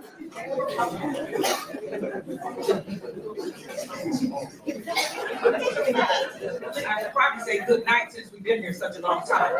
yes. First thing I want to say is, I don't know if the supervisor, well, I'm sure she does, have seniors in her family. But you don't treat seniors like this. You don't have us sitting around an hour while you have a meeting upstairs that you won't let people come to, because I tried to go up there. And you had it advertised on the screen back there so we could see that you were conducting a meeting upstairs. So I tried to go up there, because at one time, I think that's the clerk, she was down here and she goes up to the meeting. And there are papers being passed around, there are people signing stuff, there's somebody showing them, pointing stuff out there. I don't know what it was, but they would not let me in. Two of your security people there would not let me in. Give her hell. Give her hell. Don't see, but there were seats, because I can see them on the screen down here. Now, another thing is, why are you trying to hold two meetings? You wanted people to come up there, but you know, you have a lot of citizens down here that want to be a part of the meeting. They want to be involved, they want to know what's going on. You can't have a meeting up there. It's just. She's drawing penises. On your staff or in your corner, and not the people who might be against you or might be for you. You are wrong in that. Then you come out and you're going down the steps. I was told by one guy it wasn't a meeting. Well, I don't know, was something, what was it, party? Was it Thanksgiving together? What was it? The one people under there. And then you try to make people, you try to limit us to 3 minutes, but we can't limit you to get here on time. Oh. So why punish us and say we can only speak for 3 minutes, but you can hold us hostage for as long as you want? Sometimes come down and cancel a meeting, or come down and we have chaos. This is not fair, and I'm not even gonna apologize, but I did say to some of those individuals, look, I said to the policeman, and I said to the gentleman over there, I don't know what he is. I don't know what his position is, and I'm not sure other people know either. Give it to him. Lap dogs around here. Oh. And I guess you just rub your fur and pat you on your head, whatever. I know that you have to have a job, because I understand that. You have to have a job, you have to feed your family, and sometimes you have to play along with the powers that be. But you look at Miss Tiffany up there, she's not even paying attention to anybody. Hell no, Roxanne, she won't look at him. It's when time is up. And she wants to hop time's up. Are you a friend? Are you a coward? What is it? You won't look us in our eyes. You don't want to hear it? You're going to hear it anyway. And we know the dominoes are falling. She's humming, I'm in the money. I'm in the money. Oh yeah. Grandma's getting up on her shit. Like she looks at this as a petulant little child. And she knows that attitude right there that Henyard is displaying. Oh, she knows it well. She saw her daughter, she saw her son play that crap. Oh yeah, she's laying into her. I love it. Your time is up, ma'am. But Tiffany Henyard is the one who is considered the worst mayor. Your time. You can tell me that you can't go get your time, like get your money on tax.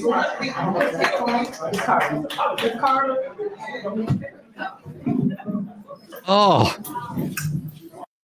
that's some shit right there. Took it away from her. Just like, you ain't talking no more. Shut up, Grandma. That is so disrespectful. But anyway, I was only coming out to this meeting to try to argue. I've been in this community for about 20 years, and I decided that I would come out and try to get involved in my community and learn different things. Okay, so number one, as a school teacher, you cannot double dip. And so I would suggest to you guys, and Tiffany Henyard, that is very disrespectful, okay, to what you're doing. But anyway, people cannot double dip in a job. Okay, so from what I'm hearing, according to the agenda, they can only have one position. They should not be here working as one thing and then they're DJ or photographer. You can only have one job. Damn, Funnel Town. My second reason really for coming was to find out if, as a Thornton supervisor, had you gotten with the mayors and seen what were you gonna do to help the residents of these 17 villages on their property taxes. What is the plan for that? So that was There you my go. question, and I did want to answer, but I will return tomorrow, and maybe you will have an answer for me. Okay. She won't. Oh, it's a Thornton Township, so I know that we come to those and we can ask questions. Township talk, yes, and we do come and ask questions, so I will be here. I have been involved in those. But I did want to know. I know. was I there saw a it plan? too, I asked the Puddletown. mayor of South Holland, and I want to know what you guys are planning to do as homes are becoming foreclosed on and residents are losing their homes. We need to do something about that, as well as put a cap on all of this spending and get something under wraps. But again, people cannot go. I'm sorry for that. There you go. She got up there, said what she had to say, and moved on. Not even 3 minutes. Sometimes what you got to say does not even take 3 minutes.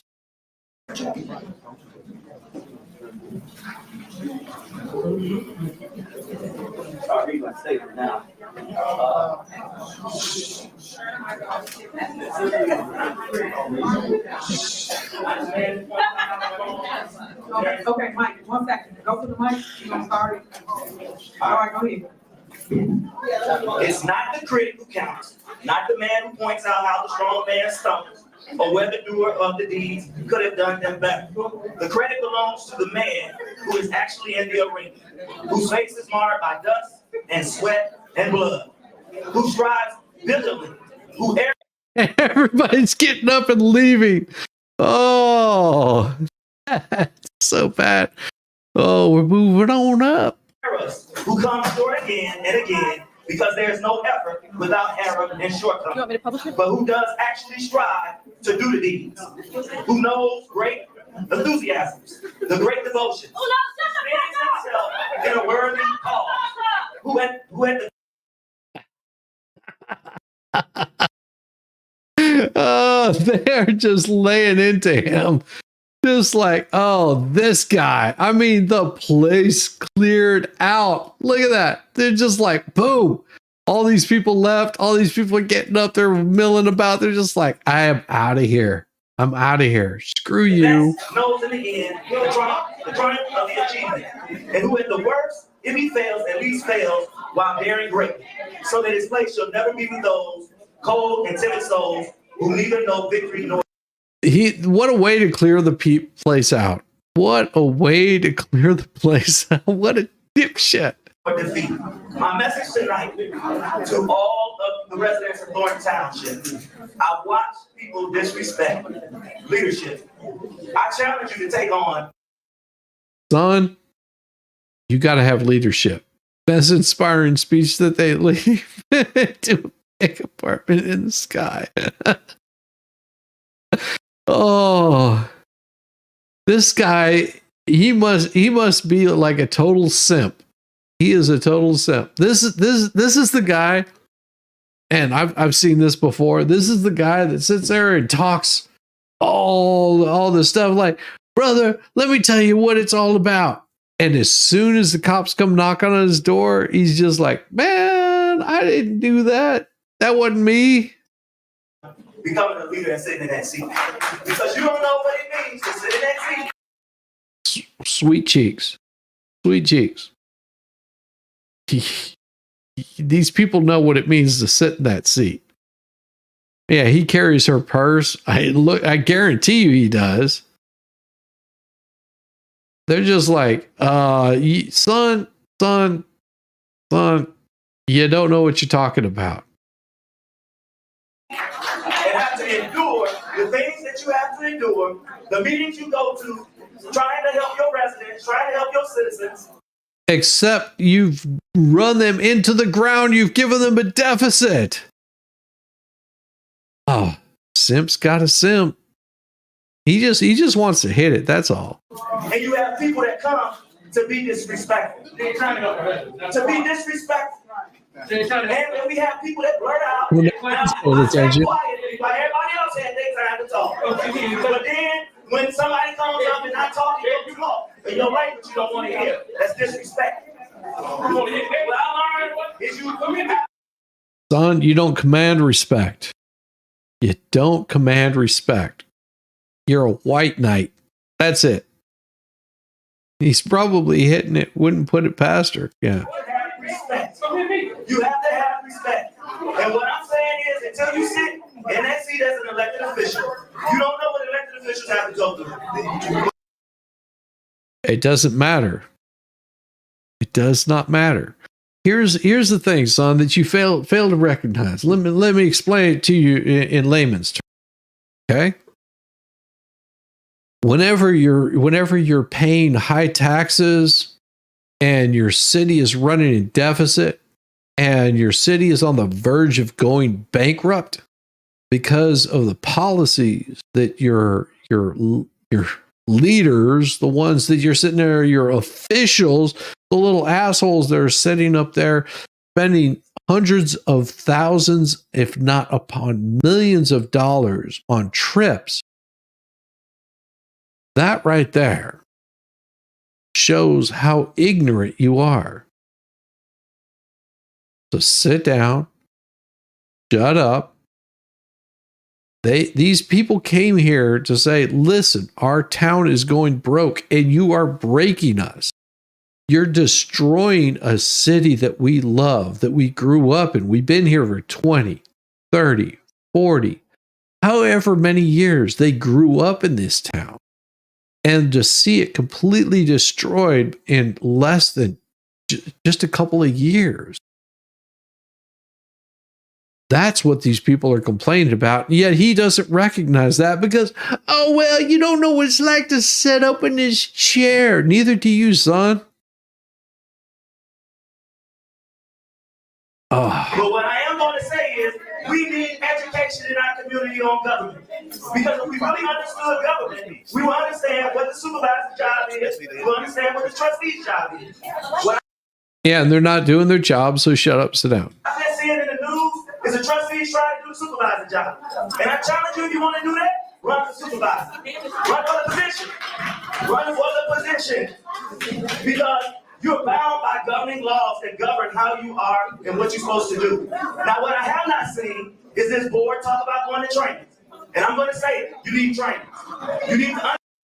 You need trains? You don't need trains. She's probably got a few pulled on her already. Leave her alone, man. Understand your position. Now, she's paying attention to him. She's like, I'll hit it. I'll hit it. Oh, yeah. He's gone well past the 3 minutes. They're not going to cut him off because he's praising her. And you see that half the trustees got up, half the building left. And the power of your position, not to create laws against an individual, not to create rules against an individual. Because I'm telling you what we're going to watch. No, she broke the laws. If she's breaking the law, if she's breaking the law, she's going to go to jail. It's as simple as that. As much as she likes to think she's above the law, yeah, she's about to find out how much that weave actually costs. Oh, yeah. If this supervisor does not get reelected, they're going to revoke all the things that they're going to do. That's all I'm saying. I'm going to say, you guys need to learn government. Learn government. Learn government. 3 minutes are up. Sit down. Shut up. Oh, no, he's going to go. Is there Miss Allen? Last name, next is Carol Cook. Okay. Vivian Allen. No, they left because of his bullshit. People that were brave enough to stay. I find this is very unfortunate and it's sad. All of those people that got up and walked out and were disrespectful on their way out shows their mentality, their lack of respect. It's disrespect, it's dishonor, it's disorder, it's just plain. It's just plain dish detergent. That's all it is. Dish detergent. No different, and it wasn't necessary. If you exit in the room, you teach first graders to exit. Yeah, the reason that they have no respect for the Fresh Prince reference. And these people are going out cursing, using foul language, saying foul things. It's not okay. I don't care who. No, actually it is. Here's the thing, sweetheart, that you fail to understand. It's called free speech. Free speech doesn't stop ever. It'll always continue on. It will always dominate, whether you like it or not. Who you supporting? See, this ain't high school to me. And I'm not on nobody's team. Yeah, you I'm on the are. township's team. I'm No, you're here to not. support Tiffany. I'm here to support nobody, okay? But I'm gonna tell you what's right is right and what's wrong is wrong. You're wrong. When we pay board members to come and be prepared to make something, I'm getting tired of hearing we're tabling it. How much does a board member make? Can anyone just give me an idea? Because I was the They make way too much money. They make way too much money. Yeah, these are Tiffany Simps, and you see that every single person down through here, 3 minutes, 2 minutes, 3 minutes, 3 minutes, 2 minutes, 3 minutes. Well, he went like 5 minutes. She's going to go for another 2.5 minutes. Don't care what she has to say. Good evening, everyone. Trustees, you did an awesome job. I'm so proud of you, with the exception of one trustee. It's a shame that I've been here since 4:45. And it's a shame that we take our time now to come to these meetings to get information on what's going on in our community. It's a shame that Tiffany asked us to be respectful, to not. Yep. And she's got another 5 minutes of bragging on Tiffany. Hi, good evening, residents and most trustees. First and foremost, I cannot make this up. Tiffany is up there literally doodling in her spiral notebook. It's just a page full of doodling. That's so unbecoming as a mayor, okay? Not to mention, find another word, because you keep drawing penises. And that was dope. Leave her Yeah, we alone. went out here, we did it. That was dope. You're a mayor. Why you like the word dope so much? I mean, come on now. That's unbecoming, as unprofessional, as ghetto, as I don't know, like you're not at the Source Awards. Ouch. I would like to know your position. I would like to get an update, a report, a statistic, a measurable outcome on some of these youth programs that you have. You don't do anything but cause disruption, intimidation, confusion, and I just don't understand what it is you're getting paid to do. Like I said, some guys at the nail shop, now I'm wondering, what's that credit card you use for the townships? Because you pay with the credit card, I saw that. But I would like for you to just give a statistic on the impact of your role, of your position, what you're supposedly doing. Keith Price, the way you talk to trustees, he's not here, but the way he talks to trustees should be reprimanded. I mean, you sit there, you let it happen, Tiffany, you let him sit from the seat, he's not even at the podium when he's degrading the trustees, you allow it to happen, you allow him to curse, then you try to school us like we're children on how to speak and how to conduct ourselves. Because you're acting like assholes.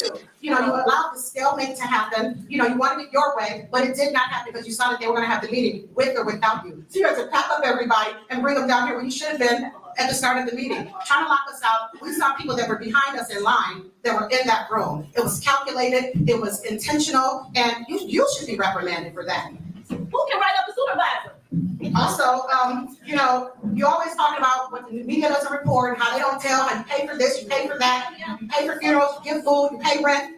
Why can't you help those vendors that you sick on, people like Gonzalez, you bully them, you know, by trying to make them pay? Why can't you have them utilize these resources that you say never gets talked about? You have plenty of resources, right? We're in the black, send them to them. They're not gonna get paid if they didn't go through the proper process. The sooner you learn that, the better off they'll be. They won't keep doing work knowing that they're not gonna get paid. That's on them. That's on them.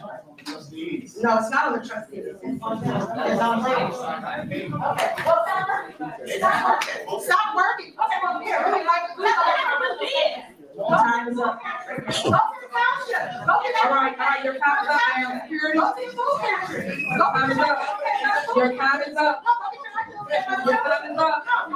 I'm just saying. All right, time up. Okay. All right, Emmanuel, come on. Emmanuel, come on.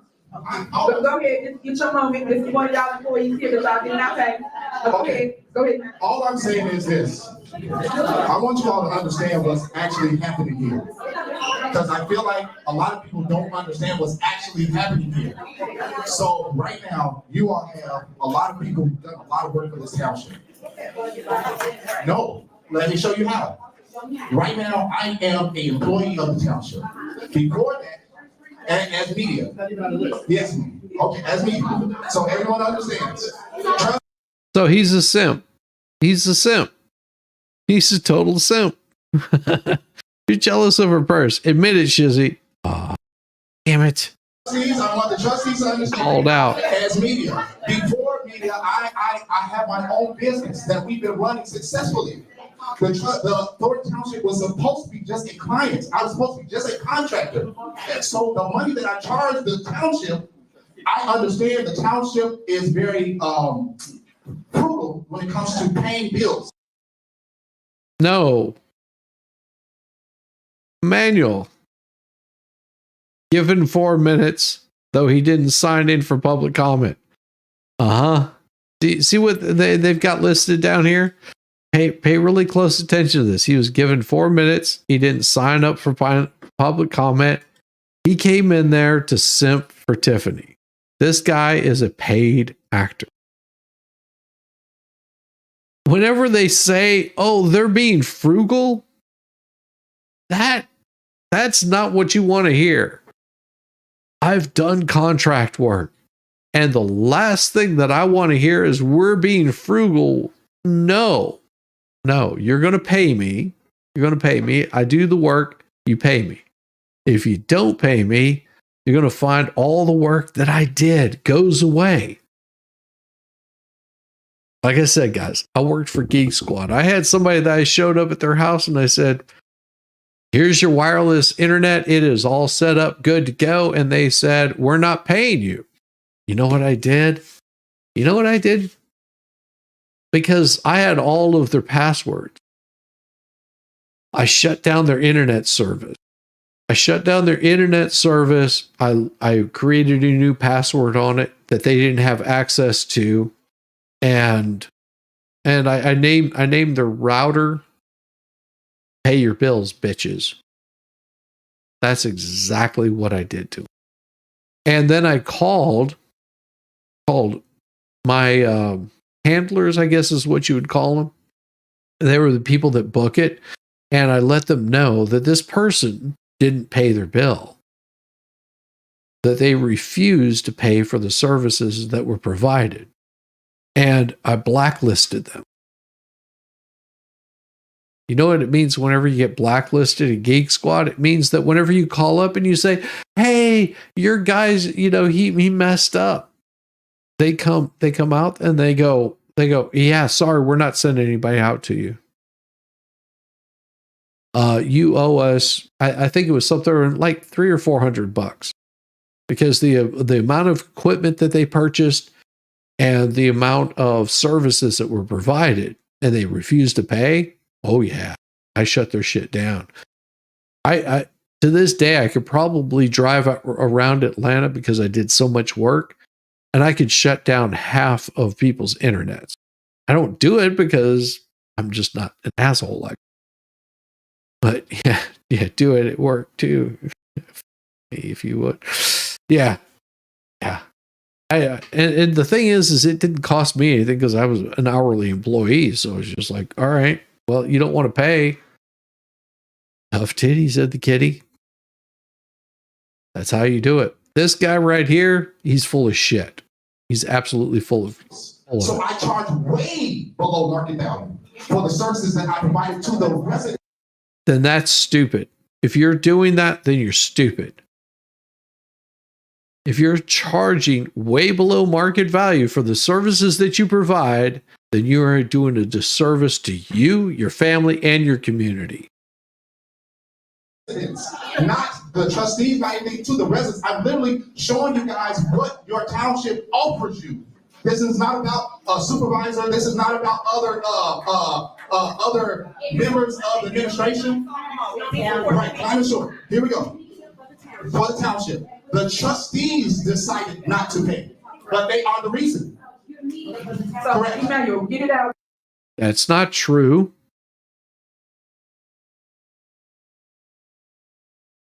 Yes, I do it at work. Yes. So I want you all to understand, if I work for the township and I'm showing you guys like what GA offers you, I'm showing you what Youth and Family Services is offering you. You are getting this not for free. You are already paid for it. You are already paid for these services. And instead of you are receiving those services, you're telling the trustees, don't give it to you. That's dumb. What is he talking about? He's rambling. Someone horses the company. I have good memory. Oh, you need parts? Here's your price. No Vaseline. You like that? This guy yells like Joe Biden. Yeah. What is he even saying?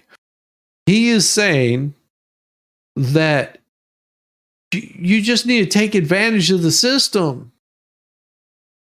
This guy right here is the type of person that gets a woman pregnant and leaves her and says, go get the child support services. Go get on EBT. It's there for you. You paid for it. And then he knocks her up again. Why are you showing your hometown on YouTube? That's literally what's happening. You already paid for it. But the trustees are fooling you because they're telling you, oh, you all don't want it. We'll spend all this money. You all are actually in a surplus. You all are already audited and they received an award for financial transparency. No, not true. Not true. Son, this right here is gaslighting 101. He is gaslighting these people. They've already shown you are in a deficit. Oh, they received an award for being in a deficit. They received an award before they actually came in and looked at their books. Whenever you cook the books, everything looks wonderful. So what I'm saying is you all are you are shooting yourselves in the foot. I wish that my mom lived in Dolton Township. My mom was in a car accident and my mom and my father passed away in the accident. My mom is very badly injured and she's handicapped in a wheelchair.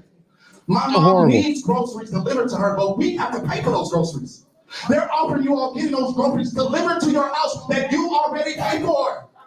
You already received, not necessarily, but you already received these things that you are telling the trustees. Trustees don't want it. I don't want it. But you all have to understand this township is full of thousands of people. There's people there who do want it. That need it. That's not fair to them. You all are shooting them. Give them a chance. Don't just take the chance away from them. Trustees, he is lying. Don't take the chance away from them. You have other people besides who was in this room that you all are literally killing. I met a man who was cutting his own grass at 89. Cutting his own grass at 89. He was on the list in order to get his grass cut.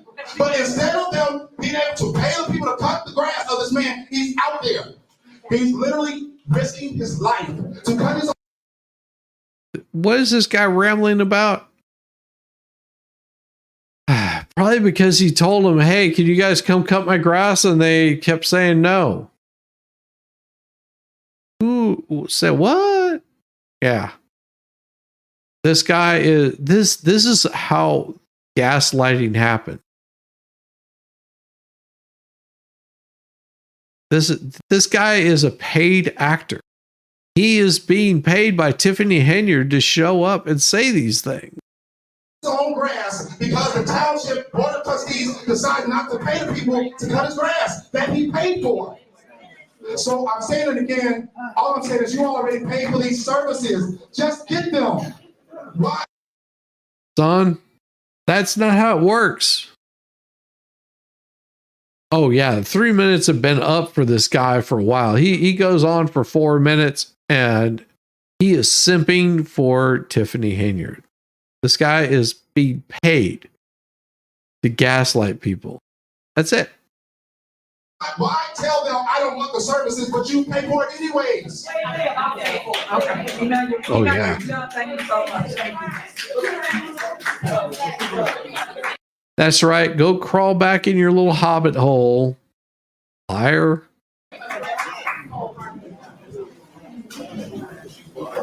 Right, she's the last one, and we're gonna adjourn right after. I was on the list, but I didn't get up because the negativity was a little bit too much for me. I want to go and see what the people talk about. And And I've been attending these meetings for years. We have been attending these meetings. When Supervisor Rutledge was in position. And so many people who are here now and have now walked out, I wanted them to hear this. Because we would come to meetings and there would be like 10 people there. And whatever he wanted done was done. And you talk about double dipping, he had 3 positions. Only one day. Oh yeah, not that the person in front of Tiffany was much better. That's the thing. Mask, gloves, no name. That's my kind of lady. Sign me up, Granny. She's a clean old woman. Yeah.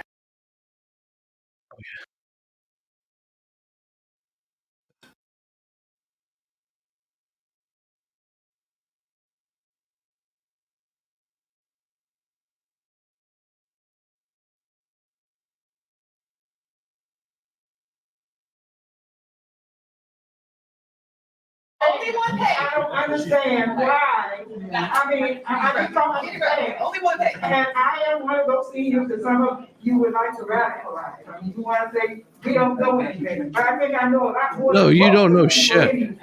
Because you haven't been attending those meetings years. Sweetheart, you are looking in 2 different directions and you're wearing a freaking face mask, rubber gloves.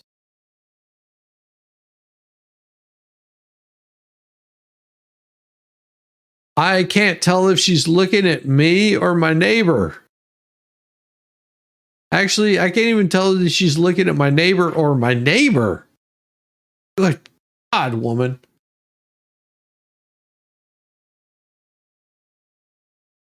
Years ago, we have attended those meetings on a regular basis.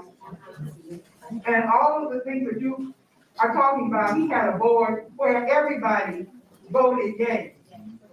If you were around when Darlene Washington was here on the board, every time there was an activity, board members came. Not just and we always had to wait an hour or 2 every time. Every time. What the hell is she rambling about? I know most of you haven't been to any previous meeting, because if you had, you would have known that. I am appalled at the atmosphere. I'm sorry. I am appalled. We talk so much, but we don't listen. Ain't done anything. I don't know the supervisor the way some of you know her. I don't know what she has done wrong, but I know that she has some terrific employees. And to the board members, they should all be paid, because things that I have gone to, I mean, the employees are just fantastic. Oh, shut up. I have been to Big Bingo, but I didn't need a TV. So those people who did need it, got it. I didn't need it. It was fun. All right. Hey, I have no idea what she's been saying, but we got one more for you. And then we're going to kick you over. We're going to kick you over somewhere else. That's what we're going to do. We're going to give you one more, and it is going to be glorious. Glorious. You're going to enjoy this one. It is going to make your day. So pay close attention. Here we go. Hey guys, this is Super Mayor Tiffany Henyard, the people's mayor. The most corrupt mayor, Tiffany Henyard, has now fled the country after stealing millions of taxpayer money. A packed community meeting Thursday night, outburst after outburst. Well, I do not handle anything as relates to with credit cards. As you heard me speak today in my board meeting about, I do not handle that. Some of those charges are for you, though. No, sir. You didn't go to Las Vegas?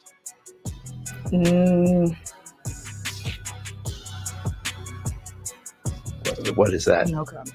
Things are getting wild in Dolton, Illinois after Tiffany Henyard, who's been dragging the title of America's worst mayor, has reportedly pulled a disappearing act right after the FBI knocked on her door with subpoenas and launched a full-blown criminal investigation. And yes, she's the same self-proclaimed super mayor who has been strutting around like she's untouchable. Now, if your YouTube feed has been blowing up with videos about Tiffany, you're not alone. People are legit wondering why she's so hated and how she's still holding on to her position, despite all the shady stuff she's been accused of. Because if she's really this bad, why hasn't she been kicked out of office yet? So here's the tea. Tiffany isn't just Dolton's mayor. She's also the Thornton Township supervisor, and she's been hit with a laundry list of allegations. We're talking about misusing taxpayer money for her personal luxury, like jet-setting around and securing herself a little army of personal security guards. Oh, and she's also been accused of using taxpayers' money to pay her personal stylist. Because what we're not gonna do is we're not gonna be homeless behind her raising our taxes.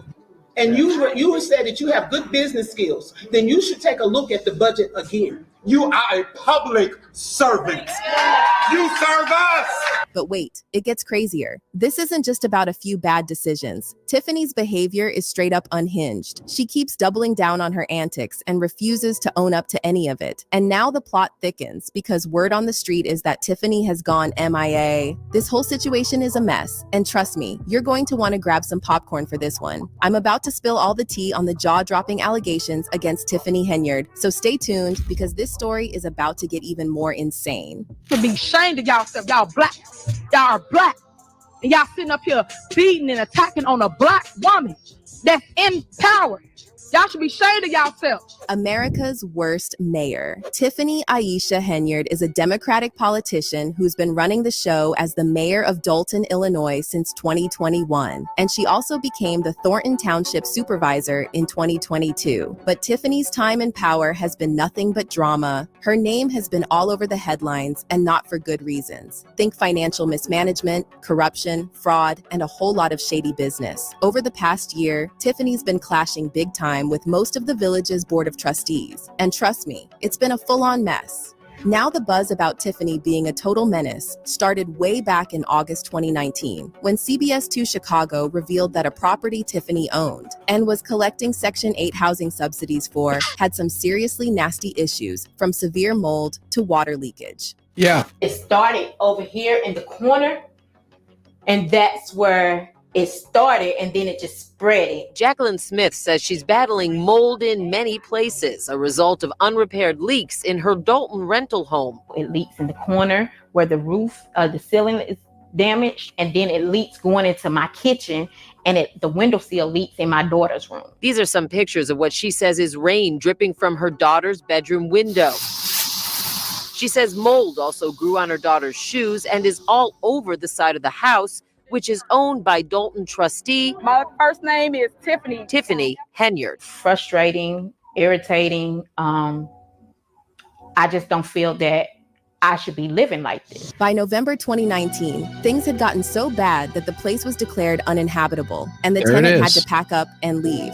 But here's the kicker. Tiffany allegedly kept cashing in those Section 8 checks like nothing happened. Yep. The tenant called her out for not lifting a finger to fix the mold problem. And once the media got wind of it, people started digging into the sketchy inspection history of her property. Now fast forward to October 2020, and Tiffany decided to throw her hat in the ring for mayor. She came out swinging, criticizing incumbent Mayor Riley Rogers and his time in office. And in a dramatic twist, Tiffany knocked out Rogers in a four-way primary to win the Democratic nomination. And by the time the April general election rolled around, she crushed it, winning about 82% of the vote against independent candidate Ronnie Birch. I can't help but to pause and appreciate the historic significance of this appointment.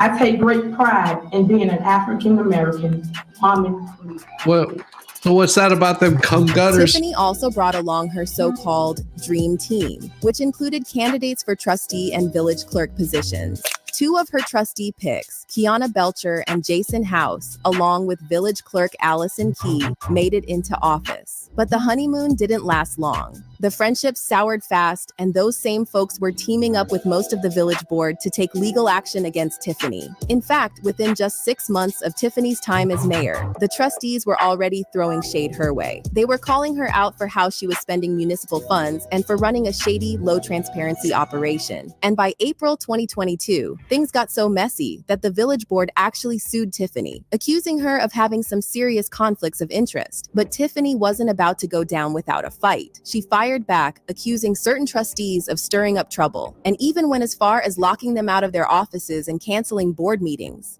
Cassandra Elston has been the assessor here at Hey, Thornton Heidi. Township for the past 10 years, an elected position that helps residents deal with exemptions and property tax appeals. But when she arrived at work this morning, something strange happened. This was your office? Yes, What happened when you tried to open it? it doesn't work. Not only had Elston been locked out of her own office, but boxes of sensitive documents that she kept in her office were spread around the common area. This was under lock and key before, This was under lock and key. and now it's just out in the open? Now it's just out in the open. So it has taxpayer's name, address. So who did this to you? Well, I mentioned this new supervisor, Tiffany Henyard. The trustees weren't having it, though. They started holding their own meetings without her and officially censured Tiffany. I'm motion that we pay the bills for the general fund. Is there a second? It's been motion and second. Call the roll.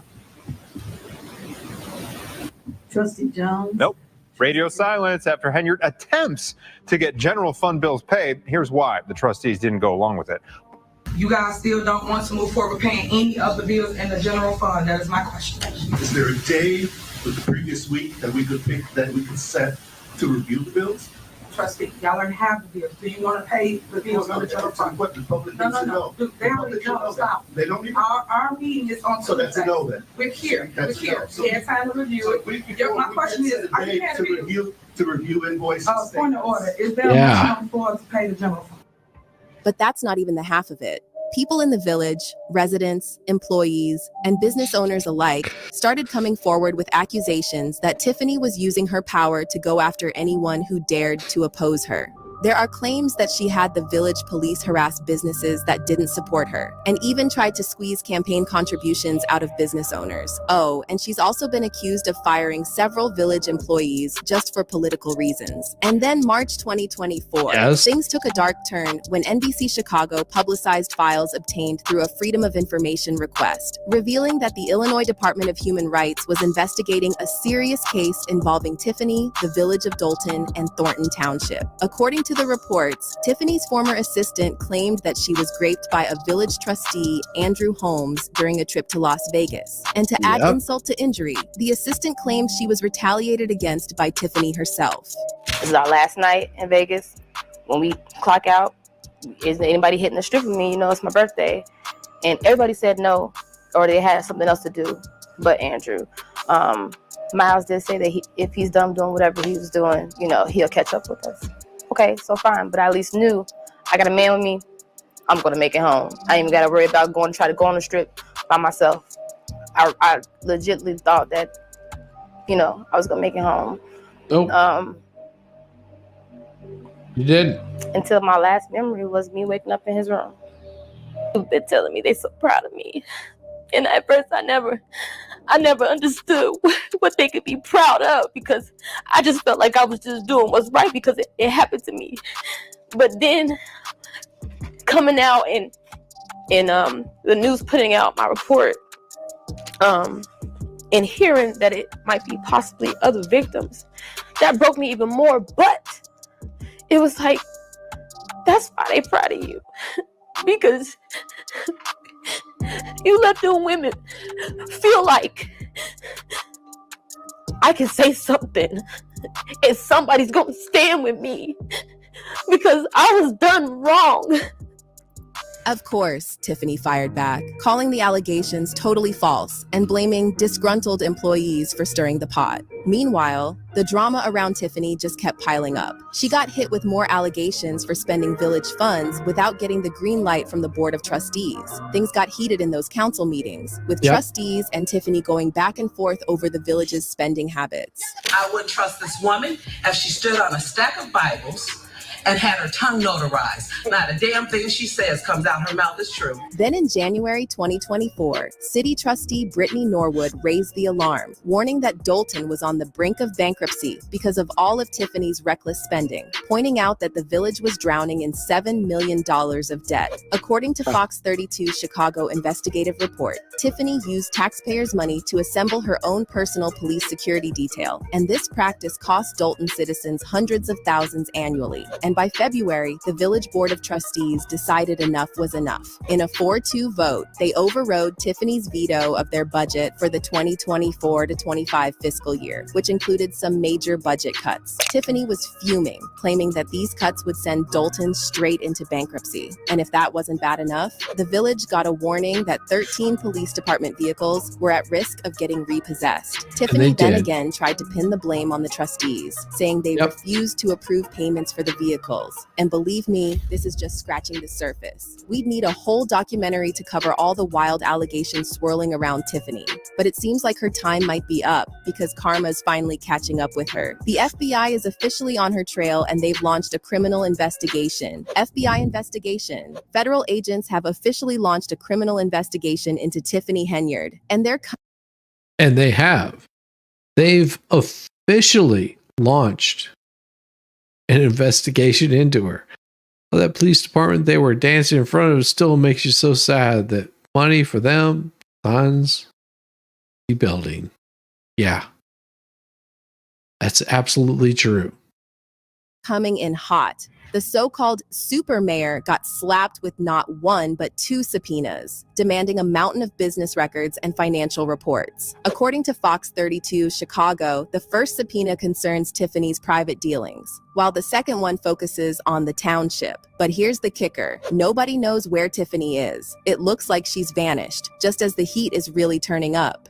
Where is Tiffany? So here's the latest. On August 14th, just one day after a bombshell report revealed that South Suburban Dolton is over $3.5 million in debt, Mayor Tiffany Henyard suddenly disappeared. She's now dodging requests for comment. She didn't show up at Dolton Village Hall in recent weeks, and her office has been radio silent despite multiple interview requests. Village employees are keeping quiet too, only saying she wasn't in the office and leaving everyone guessing when or if she'll be back. Meanwhile, people on social media are trying to figure out how on earth is Tiffany still officially a mayor despite all these crazy allegations. One person said, "This is truly a made in America only brand of insanity." The people of Dolton did vote to recall her a year after she was elected, but for whatever reason, the judge threw it out because Illinois doesn't have enough recalls. That part is even more insane. This story kind of reminds me of Tiger King and Joe Exotic. And someone else added, if this woman doesn't end up in prison, the justice system should be destroyed. But what's your take on the self-proclaimed super mayor, Tiffany? Well, and what's your take? I mean, here's the thing. What is your take on the crazy shit that's going on there? Because that right there is what matters, because you're the ones being like completely screwed. Those of you that are in Dolton saying, hey, we just want to make sure that she's held accountable for what she needs to be done, what needs to be done. And that's the problem. Nobody is doing anything about it. Nothing's going to happen. And she's going to be left alone. She's not going to be touched. If you think that she's going to be touched, well, you got another thing coming. Oh, yeah. Oh, there's more. Oh, there's so more about her. Yeah, this is what happens when DEI overcomes everything else. So sadly, it's going to get brushed under the rug. Oh, no. No. Bert Olson is also being held accountable for it. The Delgado Group is a law firm that provides legal representation to municipalities throughout the Chicago area, gives a little bit of history about them, talks a little bit about that particular group. Bert Olson is a partner at the law firm known as Olson Murphy Fraser McGrath, which also provides legal services to Chicago municipalities. It has a history of attempting to revoke power from mayors and other elected officials in an effort to force out competing law firms providing legal services. In the village of Dolton, defendant Olson defamed plaintiff and sabotaged plaintiff's legal representation agreement with the village of Dolton in an effort to improperly benefit his own firm. Yeah, he's the defendant in this. Delgado Law Group is going after him. Court is jurisdiction of the defendant, blah, blah, blah. Tiffany Henyard gives a little bit of information about her. She retained plaintiff as village's prosecutor and special counsel in May 2021. He provided legal services, the term of his engagement, blah, blah, blah, all that crap. After Henyard spurned defendant Olson and appointed plaintiff as prosecutor and special counsel, defendant Olson assisted Dolton's Board of Trustees in passing a legislative council ordinance in 2021. This ordinance authorized the board to hire defendant Olson's law firm as legislative counsel. A legislative counsel, defendant Olson's firm, were limited under Illinois law, providing the Board of Trustees with the advice about its legislative duties, including drafting ordinances and providing opinions about board's powers. And this is where it gets even shadier, because this lawyer signed on to this stuff. Olson stated that his law firm would request case files from plaintiff and no cases could go to default judgment, which Olson falsely claimed had happened when plaintiff represented the village. These statements are false. No default judgments have been entered against the village of Dolton in any case where plaintiff represents the village. Defendant Olson knew these statements were false. His firm never requested any case files from the plaintiff. It goes deeper and deeper. As it goes down through all of this, the damages are Olson's falsely misleading comments about plaintiff were designed to induce the village of Dolton to push out plaintiff and hire the law firm as sole legal counsel. Olson is an experienced full legal services attorney who understood that his statements about the plaintiff were false. His conduct caused plaintiff personal, professional, reputational damage. And as it goes, they call for defamation. They're calling for tortious interference. And their demand is they want a jury trial on all issues, so triable. That right there is where I'm going to leave you guys. Because that right there means that there was an attorney doing the bidding that they shouldn't have been doing. Whenever it gets dirty, so dirty. Everybody, tomorrow morning I will be on here, bright-eyed and bushy-tailed. Another morning stream. You guys have a wonderful evening, and just know that no matter left, right, it doesn't matter your politics. Whenever you see these kind of shady dealings going on in your community, or even going on with a general election, your politicians are there to satisfy themselves. They're not there to satisfy you. They're not there to help you. They're there to make sure that their pocketbook is well taken care of. And treat them as such.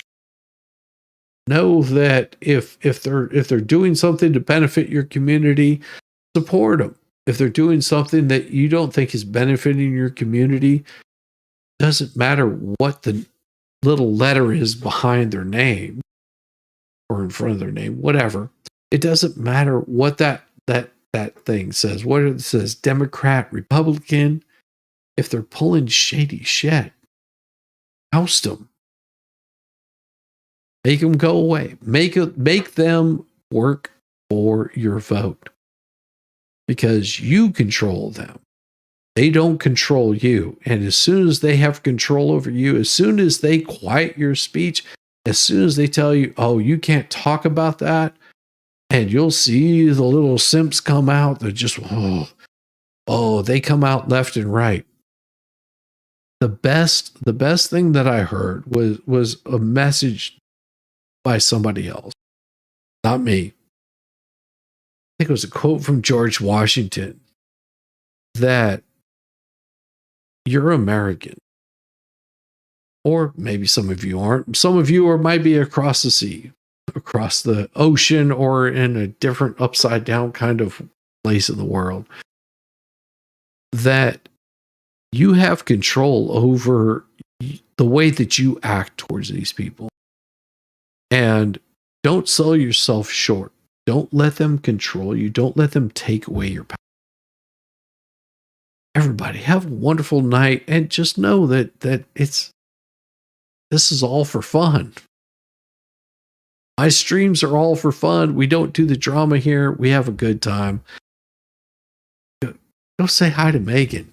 Give her a thumbs up. Peace, y'all. In the heart of the city where the lights shine bright, there's a tale unfolding under the cover of night.